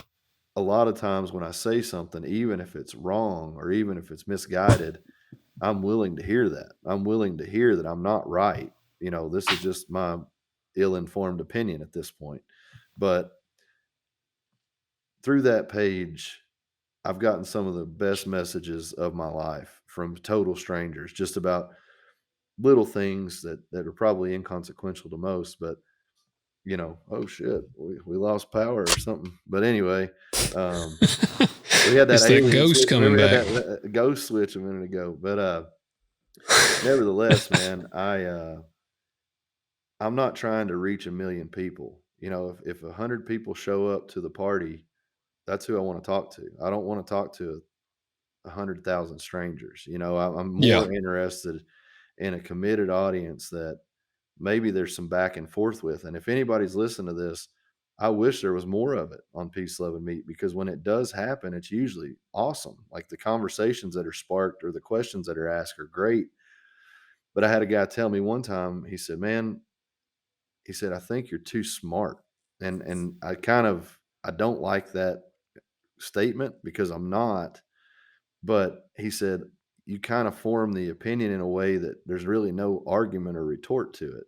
And that I disagree with wholeheartedly as well, because I'm always willing to engage, or I'm always willing to think, or to hear differently. But, at the end of the day, if people are listening and not replying, then maybe I have their attention. And Yeah. that's enough of a start to really build something powerfully good. And like I said on that post the other day, I've been writing, I've been training, and I'm dangerously capable of more good. And there's so much more to come, and I have endless more to give. And the reality of that for me is, I don't want to make $1 million to have a big house. I don't want to have $1 million to have a fast car. But if I can grow a group of people that are critical thinkers, that I'm a part of, not a leader of, but I'm a part of, and ask harder questions and get better answers, and maybe love your kids a little bit better, or love your woman a little bit better, or however it goes, like, man, I don't know the amount of good that would do in the world, but in my life, those things have been phenomenally good. And I just want people to know that you can't buy class and you can't fake cool. If you're a good person, that'll shine through no matter what clothes you're wearing, no matter what car you drive, no matter what size house you live in. Um, if you're a good person, you can change lives and change hearts. And that's Yeah. pretty much what I'm committed to. I'll never be a rich man. People perceive that I have a lot more money than I do. But I think that is on the heels of the fact that I try to be good to people. And sometimes when you're good to people, it pays you back in different ways. And most of the times, those are pretty cool experiences or pretty cool places.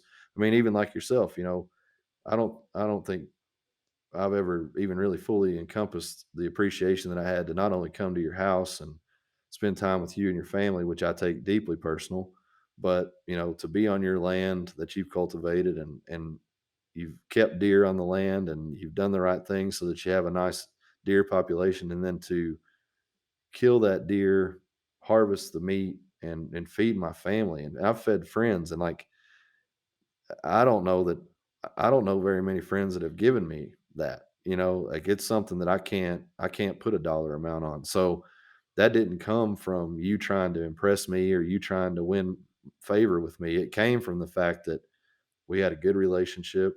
It felt like it was a good thing to do, and we got to spend time together and talk. And I mean, even our conversation at the Mexican restaurant and other conversations just riding around in your truck, those are some that stand out as some of the best in my life. And that's what I hope people can also do through my page, is see the people that I value, because Yeah. I try to shine a light on the ones, and I haven't done it as much lately because I had a couple people disappoint me, but that's part of living too. But yeah, I need to do more of that. But yeah, I think you and I and a few others are in a group of people like, Rogan is probably the master of elevating his friends. And a lot of people, I've talked to you about this before. We were at a hunt camp in Kentucky, and somebody was like, "Man, how awesome would it be if Rogan was here?" And we were there with a great group of people. Bert was there and a couple other friends, and I was the only one that spoke up and thought it would ruin it, because we were having amazing conversation. We were telling stories. We were, really getting closer as people. And if Yeah. Rogan was there, we would have all been jockeying for the selfie or trying to jockey for his time and his attention, when really he's going to leave there and shine the light on his friends. So that's when I had that sort of epiphany moment, I decided right then and there that if I have a group of friends that I value and believe in, man, if we can all rise, if we can all get a little bit better and make a little more money and have a little bit more experience, that's what I want. I don't want to keep the treasure chest to myself. I've done that, and it's a very lonesome road. So Yeah. if I can tell people how great you are and how honest you've been and the value of your friendship, or even like Scott Davis, that's a guy, at first I didn't understand him very well, but that guy has literally one of the most stand-up individuals. He might be brash and he might say what he thinks, but when I've seen rubber meet the road on some situations, that dude is about as good as they come. Yeah. And that's all I'm looking for, is people that I can trust and value, and maybe we can do something great together, because it's hard as hell alone.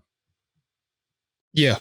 Well, and it's like the old saying there, and I've kind of mentioned it on the show before. I don't actually believe that there is any like truly self-made men. I mean, they've all had, somebody has helped them along the way. And, which, like I said, you've been a huge hand to me in the podcast. And I mean, just as friends. And that was one of the things I've said from day one with the podcast.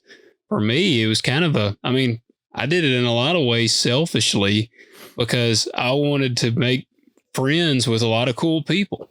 And, like I'll say this too, like I don't invite everybody that comes on the show to come hunting. Like Right. it's only the ones that I really like, I like. And Yeah. I say like, I've liked everybody that's been on the show, but there's some that you just connect with better. And Sure. those are the ones that I'm like, man, I'd love for you to come out and hang out. And it's never, it truly is not with and I don't do that okay, if Brandon comes and hunts with me, then he owes me. Yeah. Like there are people in this where it's kind of like, yeah, man, I'll do that, but then what do I get in return? And like I just don't, that's not the kind of people that I want to be. I don't want to be only business buddies with somebody. Right. Like if I'm going to try to connect with someone, like I honestly want to be somebody, like I want to be their friend.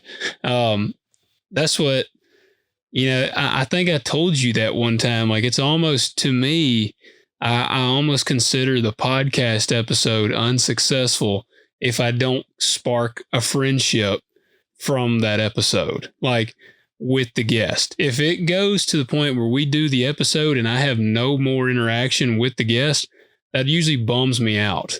Um, I get like, that. like, yeah, man, it's like, man, I had these people on here I have a, I mean, here we are. We've talked for 2 hours, which me and you have talked for far longer. But Mhm. like, even other people I've had on the show, I've had people on. We might talk an hour and a half, 2 hours. That's a pretty long conversation, and the way that I do it, it's very open conversation. So it's like, man, I'm having just good open conversation with these people. So it's kind of like I feel like we're buddies when we get done. Yeah. So then if we get done and it like ends there, I'm like, well, like like it just It's funny, and it is funny to me because I agree with you on that very, very strongly. But to mention what I was saying earlier, like I am a whore to find a good cheeseburger and beer in a bar. And to circle yeah, back to your comment about bourbon, every picture you will ever see of me within a reasonable margin will be holding a Bud Light. I have friends that brew beer. I have friends that drink IPAs and pale ales and all that stuff. Listen, if I wanted to lick a skunk's ass, I would go out here and shoot one and lick its ass. You know what? I yeah, drink a beer or a bourbon to feel a little buzz and to get a little like more open and talk to people and have fun and conversation.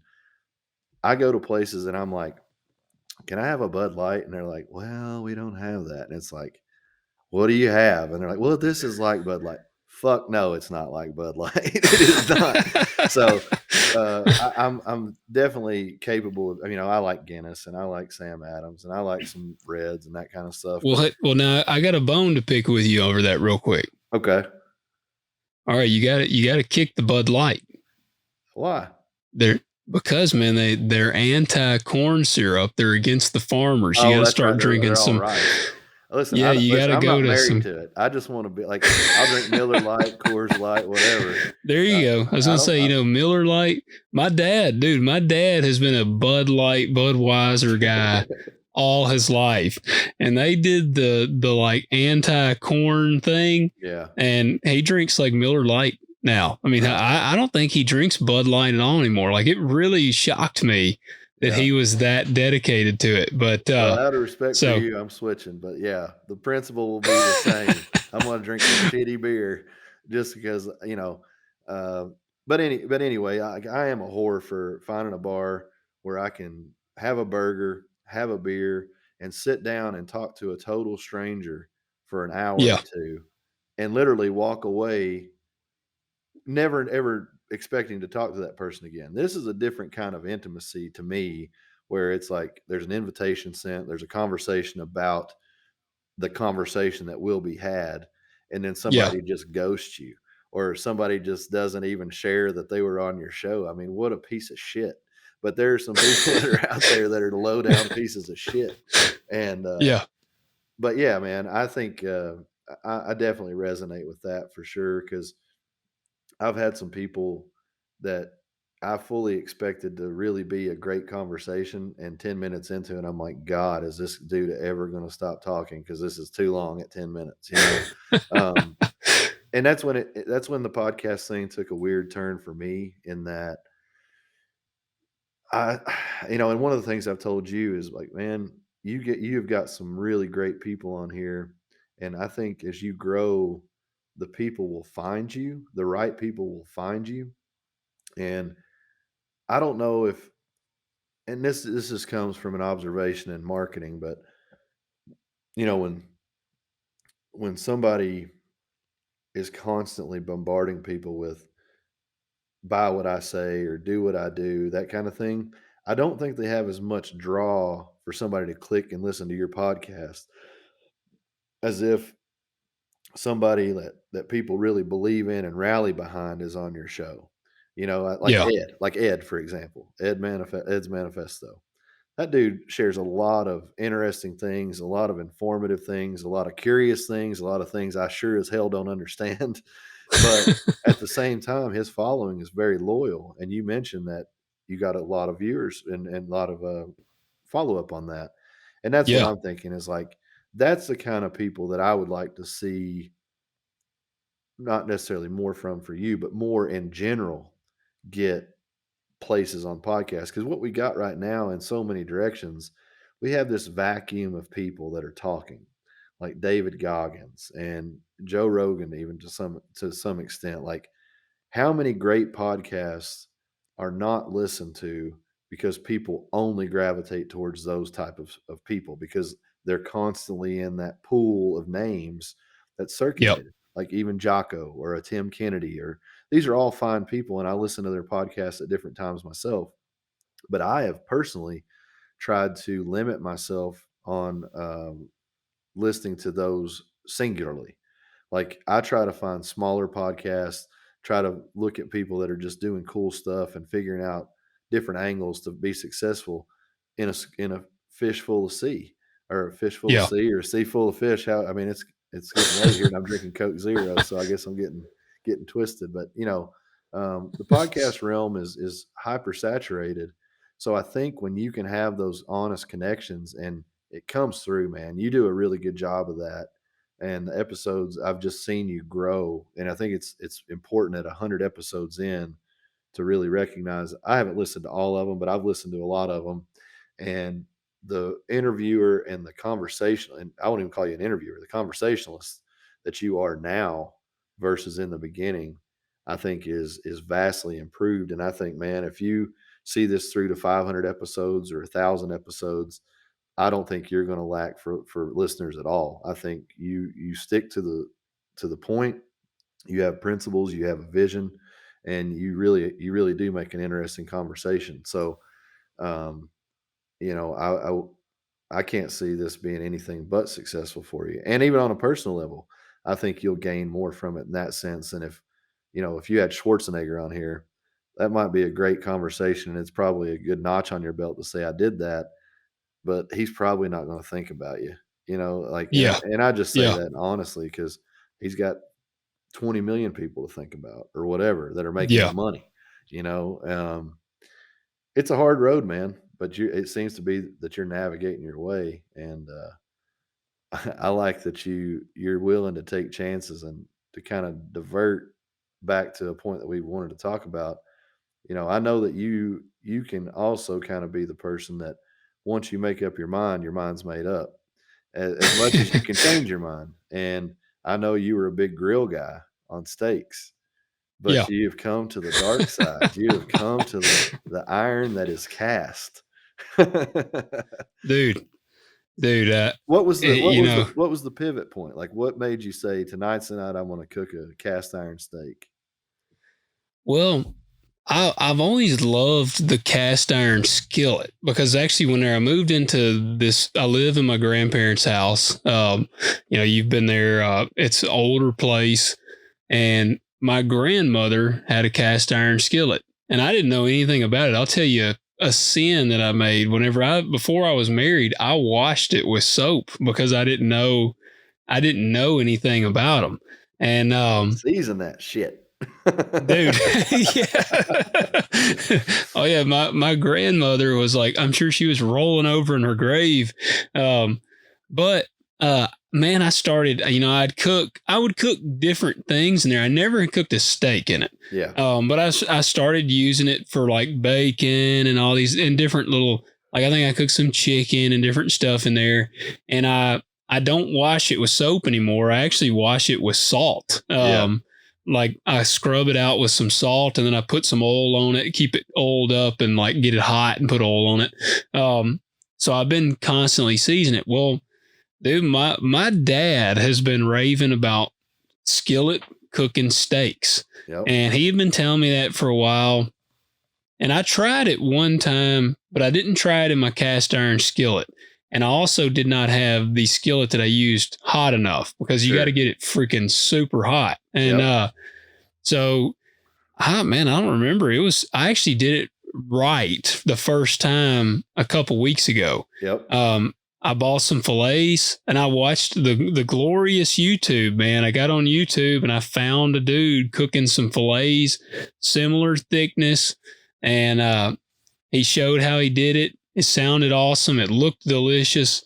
So I was like, I'm gonna try these freaking fillets, and I did what you did. I bought a bunch of cheap vegetables. I bought a pack of bell peppers, an onion, and actually even some potatoes and green beans, and I cut them up, put them all in a pan, and I stuck them on my grill. I went out and fired the grill up, and I let them cook on the grill for a long time. And I went in there, dude, get that skillet smoking hot, put a little olive oil and some butter in there, seasoned my fillets, chunked them in there, I think 2 minutes on one side at like pretty much as hot as I can get the skillet to go. Flip them again, 2 minutes, hot as it can go. Throw some butter in there again, put some on top, stick it in the oven, 450 for like, I don't remember, several minutes. And dude, I'm telling you, man, I pulled them out of there. I basted them a little bit with some of the like juice that was in the pan. And my wife and I both, we were like, these are better than any steak I've gotten at a steakhouse. Like they were awesome. So that's what lured me to the dark side. And I mean, I can say confidently, I will never grill a filet. I'm going to try ribeyes next. I'm sure they'll be the same way. Like, I don't know that I'll ever grill another steak again. Like, as long as I have a cast iron available to use, I don't think I'll ever go back. So, I have some working relationship with Traeger, and I've used a birch barrel, and I've cooked over fire, and I've cooked in the cast iron, and all of them have their application, right? Like, yeah, I think that's the fair statement. Is like when I got 10 people I'm cooking for, Traeger is the way to go for me. I reverse sear everything. I'll cook everything to the same temperature, and then I can take my big cast iron and I can cook 5 at a time. So I'll cook that first round, couple, minute or so on each side after I've already pre-cooked the middle, get that good seared crust on there, wrap those up, and then the next 5 go in. So there's a functionality to the Traeger, and it's phenomenal. I love it. The flavor of it's great, and it's like baking because it's temperature controlled. I like cooking over fire, and I told you that when you were talking about the cast iron. Back in business, boys. But yeah, I like cooking over the fire, and I think for me, there's it's just another level of detail and attention because you've got to get the wood right, you've got to get the coals right, you got to get the degree or the level of your grill grate off the fire so that it doesn't scorch them. There's a little bit of a dance to it, and I really really like that. And I told you I'll even cook them, and sometimes I'll cook in a cast iron over the fire. And then right when you talked about 450 for a minute or two, I take it out and just lay them right in there, cowboy style, lay those steaks right in there. And man, you talk about a crust. But the cast iron for me, it just came from a place of like I wanted a really really good crust. I wanted that really really good flavor, and I wanted I wanted it fast. When I was cooking a lot during COVID, I was cooking every meal that I ate fresh. yeah, So it was, it became somewhat of a burden, even as easy as the Traeger is, to get it to temperature, and then you got to wait and you got to cook it. And like, if I got friends coming over, I got all the time in the world. But if I'm eating for function, eating for, my performance, I want that meal in and out, and I want to be able to move on with my day. And ended up, just really got good on the cast iron with my steaks. And man, it just has a different level of flavor to it. I mean, it really does lock in when you sear that thing. It locks in so much flavor and so much goodness. I don't know. It's more than 50-50 that I'm cast iron only. And oh yeah. I got a beautiful grill sitting right here. I mean, I've actually got this I got this laptop perched on my Traeger in the garage right now. But you know, I think they all have their purpose and they all have their function, but you cannot go wrong with cast iron steak. Just cannot do it. Dude, and it's easy. Like Yeah. that's one of the things that's easy is crap. Like I had some people because I did share the picture of those that I did in the cast iron, and I had some people message me like, "How did you do that?" And I mean, I wrote out exactly what I did, and I'm like, "It's freaking easy." And I mean, I think the first time I did it, I got scared because when I put them in the directly in the cast iron, it's sizzling so much.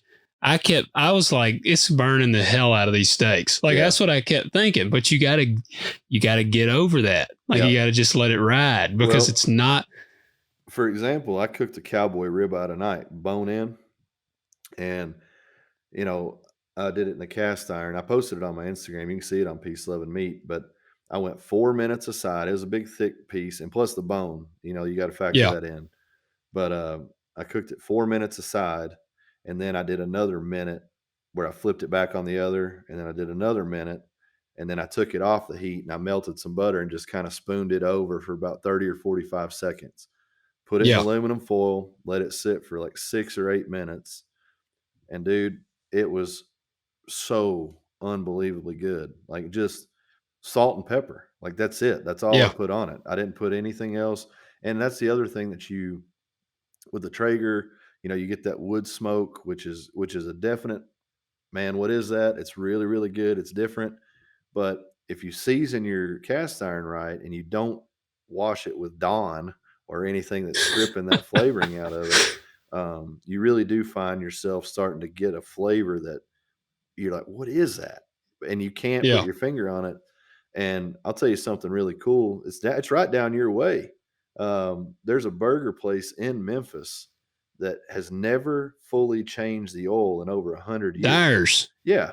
So Yep. I went in there and I had one of those burgers, and there's a definite quality of like, what is that? Not in a bad way, but every Yeah. night when they clean and filter the oil, they just add enough new oil to bring it back to the level that they want. But it's essentially rooted in the same flavors. What they fry their fries in, they fry their peanut butter jelly in, they fry their Yep. hamburgers in, and I just think, man, I'll tell you this, and this is on the same vein.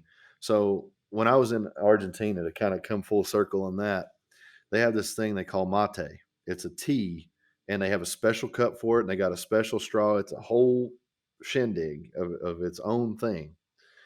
So I'm in hunt camp, and I thought it was odd.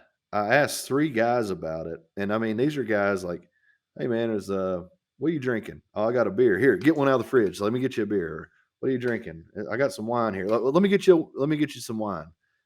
I asked him about that, and there was no offer to make me one. And I'm not Yeah. saying that this was an asshole kind of thing or it was bad, but I went to this place a couple times as a cafe in Buenos Aires after I'd been to hunt camp, and it was called Black Ristretto. It's a little cafe on the corner. And I talked to the guy and I said, "Hey, man, you guys sell mate?" He said, "Oh," he said, "Nobody sells mate." He said, "It's a very personal thing, it's a family thing." And he's like, "You'd have to know somebody pretty good to share that." And I thought, man, Huh.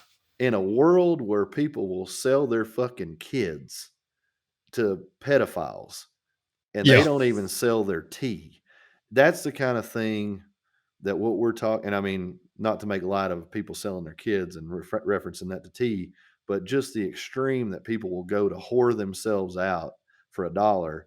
And then here's a culture of people that have something that is profoundly Argentinian, or maybe just profoundly South American. I don't know. I don't want to overreach it, but just the beauty of this is how we do it and it's ours. Just like Yeah. Dyers, we don't change the oil because there is something you cannot buy in a burger anywhere else but here. And just like your cast iron steaks would taste different than my cast iron steaks, the things that I cook in there 300 days a year or whatever give that a profile that it's going to taste like meat. It's going to taste good, but there's going to be something you can't quite put your finger on. And I think in a world where we do whore ourselves out, we whore everything out, things like Yep. that are going to start to matter more. The things that you can't buy, those are going to be the things that matter. And, it was just, I mean, I probably sat there completely mouth open when he said that because I couldn't believe it. I mean, they sold everything.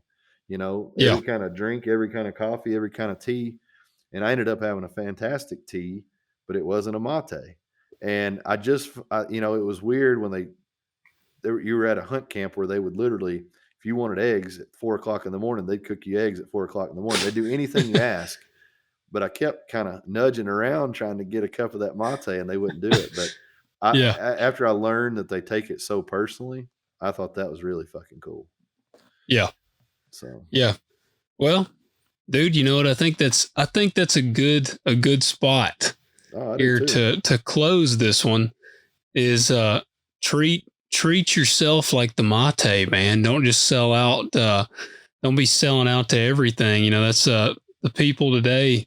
I guess I don't know. I had told you before I was going to call this episode like the "We don't need another hero," because I feel like that's what social media is full of, is people trying to be the hero. And I mean, and this podcast, like I've said before, I hope that it inspires people. Like I hope that they do listen to this and they hear the people talk and they're like, well, at the end of the day, this guy, he's a normal guy. He's just he's just getting after. He knew what he wanted to do, this or that.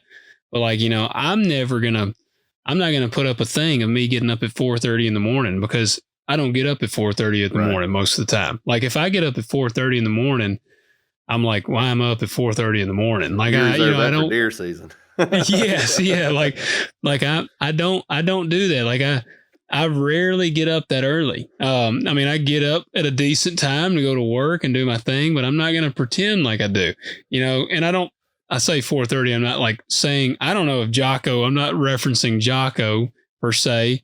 Jocko probably gets up at 4:30 in the morning. But I do not. So I'm not going to make a post about doing that. I'm also not going to make a post about this stringent workout routine that I follow, because I pretty much just work out when I feel like it. Like I kind of have like I try to maintain a level of strength and do this and that. Like I want to be as real as I can be. And by being that way, I want others to also do that. Yeah. So that's why, like, we don't need another, I saw the other day, this person on social media, it was an awful post. Somebody had a very tragic thing happen in their family. And this person that has a very large following commented on it and said, let's go, like with like the exclamation points. And it was obvious. I guess they had like a bot or something that was commenting on all these posts for them or something. Yeah. Like it was clear they didn't read anything what was said, because it was not a good post. Like it was a bad post. A very sad, tragic incident happened. And they ended up going back and deleting the comment, I think, because people were like, what, like you idiot. So like, and then I mean, it's, there's so many phonies, there's so many people trying to be like, you mentioned Goggins. There's so many people trying to be the Goggins, like, you got to stay hard, man. We were actually making fun of it the other day. I said, I'm going to write a book and I'm going to call it 25-8 Stay Hard. And it's going to be like a parody of it. But, man, it's just, and it's not to say I don't want people to go hard or to work hard. I want people to put the effort forward that they feel they need to do what they want to do, and not to pretend about it. Yeah. Well, I think that's perfect. And I wrestle with this concept quite a bit because, I've told you before, when I was young, and my teacher, kindergarten or first grade, is asking, what do you want to be when you grow up? People are like fireman, astronaut, nurse, doctor, whatever. I just said I wanted to be great. And I didn't know what that meant. I didn't know what that looked like. But I think, I look at my dad, and my dad's had some health problems here recently. And I look at him, and he's 63 years old. And I'm like, well, my dad is my hero.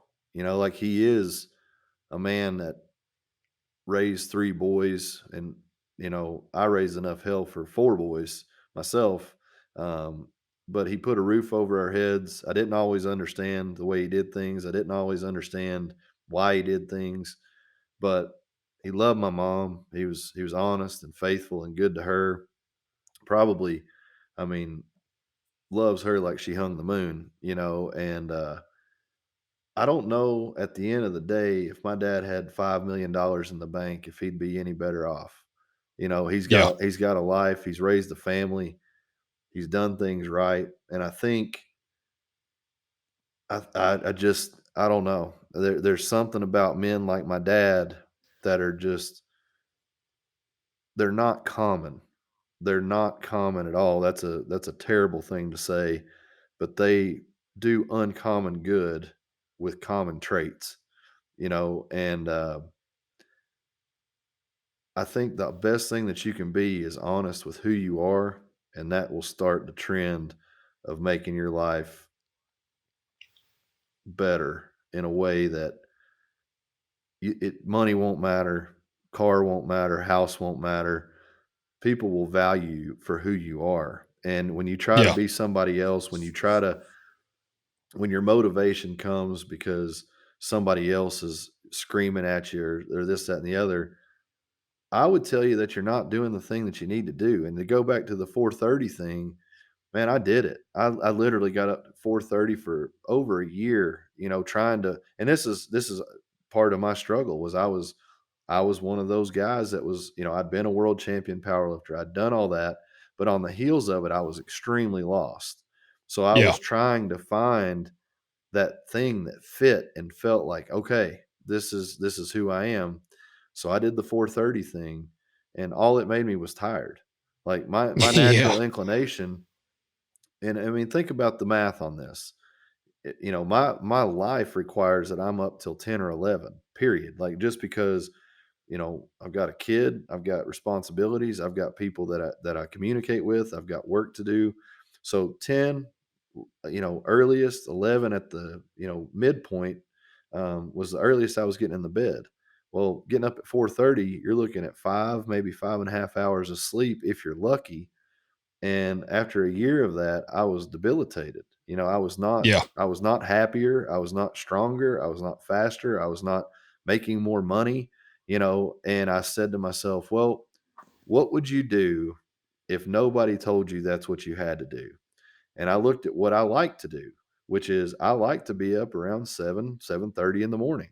I like to go Yeah. to bed by 11:30 or 12 o'clock at night. Well, lo and behold, that's 8 or 7.5 hours of sleep, Yeah. and you ain't missed that much. Like I typically kind of wake up on my own a little sooner than 8 o'clock or 7:30, but the capacity to sleep until that time is there because Sorinex Yeah. doors don't open until 9, and I'm not really obligated to communicate with anyone until 9 o'clock. So I looked at my life and said, what is going to work for me if nothing else mattered? Like if I had my own if the bank was full of money and all the bills were paid and I didn't have to do anything, what time would I go to bed and what time would I wake up?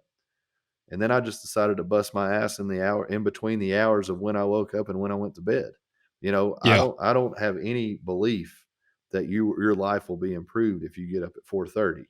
Now, that might be a piece of the pie that instills a sense of discipline, but is it your discipline or is it somebody else's idea of discipline that you're beholden to? I feel like Yeah. when I coached lifters that I could write them the shittiest program in the world, and if they believed in it, they were gonna do great with it. And Yeah. if I wrote the perfect program for somebody that was just looking for the latest and greatest thing, they were gonna do it for 10 weeks, thank me, pay me, and then go on to the next thing.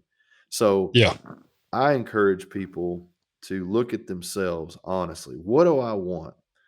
I want a family. Okay. Then start pursuing the kind of women that will give you a family.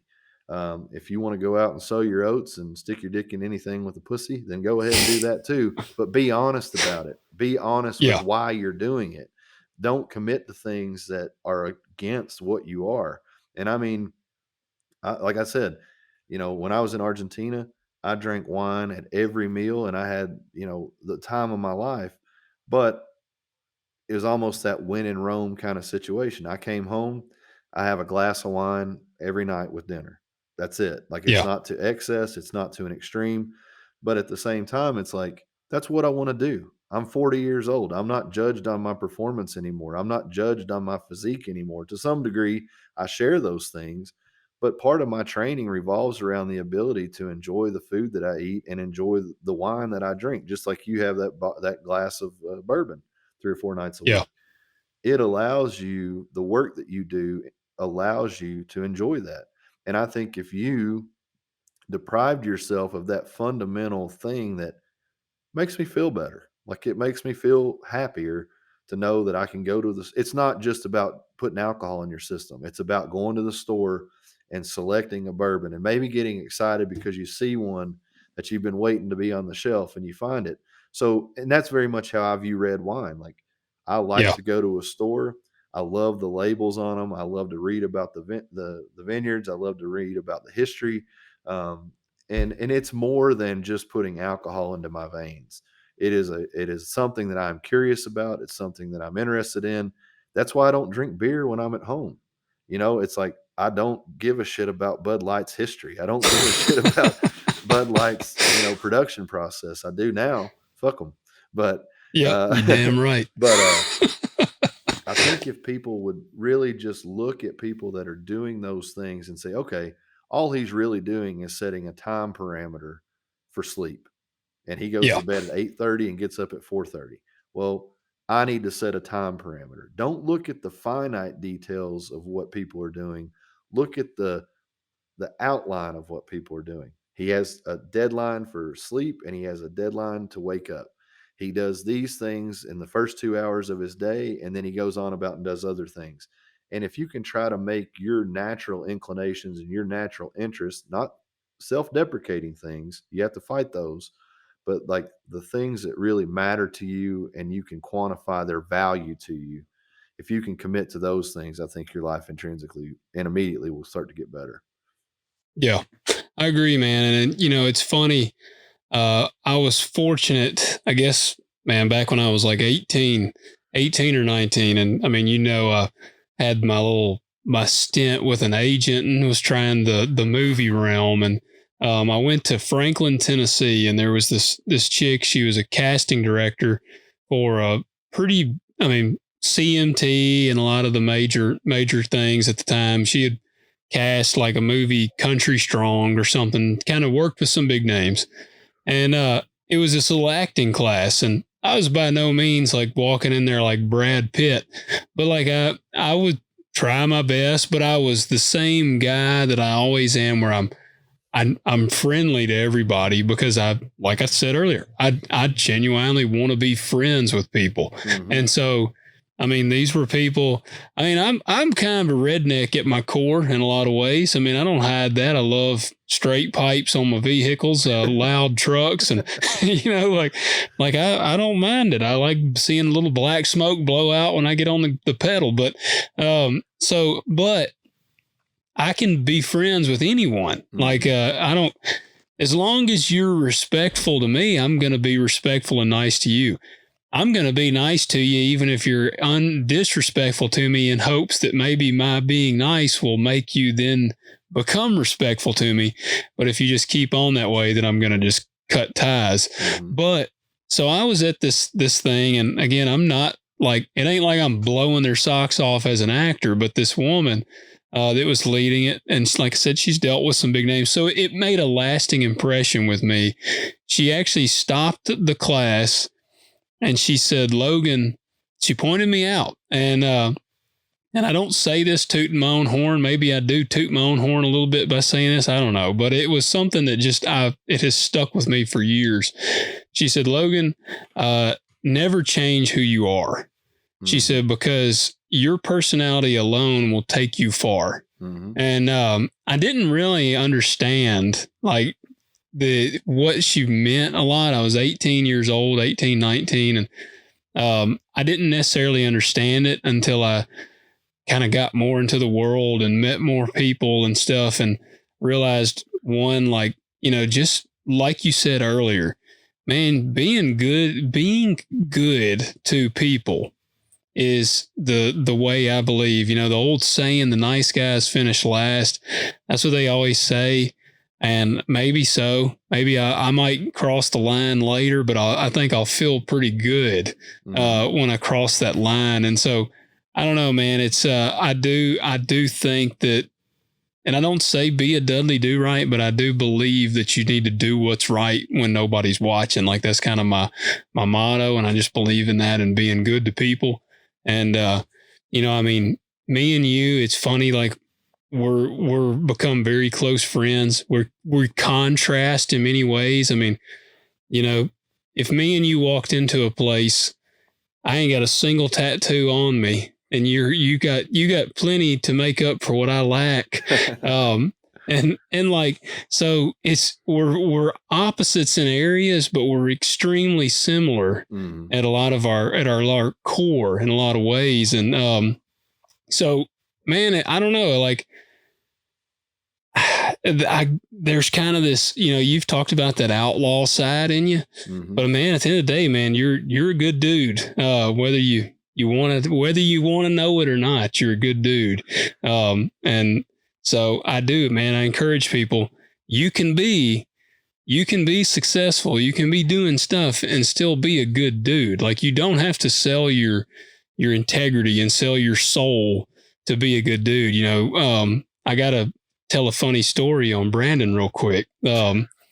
So this is a guy. There's this dude that's in the media. Everybody knows who he is. Um, I've been disappointed in him because of some of his stuff he recently did kind of politically. He kind of came out and backed Joe Rogan and then he backed out. And so I was like, man, I had lost some face for this guy a little bit. And I'm talking about The Rock. And I was like, man, but I love his movies and he's just a damn good guy. Like he talks to all his fans. And he told a story one time, and I'm going to relate this back to Brandon. He already knows what I'm talking about, but he told a story one time where he was in a restaurant, and this was back when he was wrestling, and he thought he was like hot shit. And he said he was still really young, and he said this couple kept looking over at him, and he said he knew they were going to come over and ask for an autograph, and he was like dreading it because he said, man, I was like annoyed. I was like, man, I'm like this hot shot. I'm trying to enjoy my dinner. I don't want people disturbing me. And he said this people come up to him and they're like, man, can we get a picture with you? And he said he was like, yeah, come on. And he said I just acted like an asshole. And he said the dude goes, man, I'm sorry that we bothered you, but no, that's okay. And he said they turned around and walked off. Mm-hmm. And he said they went and sat down, and he was like, in that moment, I had the power to have made such an awesome experience for these people because they looked up to me as fans. And he said they came over there. He said if I would have taken 15 seconds to take a picture with these people, he said it would have made their night. They would have probably told the story to their friends. He said, instead, I was an asshole. And he said, I ruined that moment for them. And he said, probably lost them as fans. And he said, that was a moment that I've never forgotten. And he said, so from that day, that's why he's like, I will go out of my way to talk to my fans and all these things. And Brandon had put up a thing, and I'm still like, it's pretty legit that he did this because he commented on Brandon's post there. He was like, you had put up a thing wearing a Project Rock shirt, I think. Mm-hmm. And That's my favorite he commented, shirt. That's my favorite shirt, by the way. I mean, and not anything about The Rock. And actually, I was somewhat, I have a little bit of the oppositional defiance disorder. Like, I I love The Rock, but there's that part of me that like, man, everything this dude touches turns to gold just because he's The Rock. And yeah, when I got the shirt, it fit what I was looking for, which was something to train in that had no sleeves. It was low cut. It kind of had a hood. So it worked because I was running a lot then. So I would wear like an Under Armour, like uh, long sleeve, like performance shirt. And then I'd put that on over top of it because it had the hood and everything.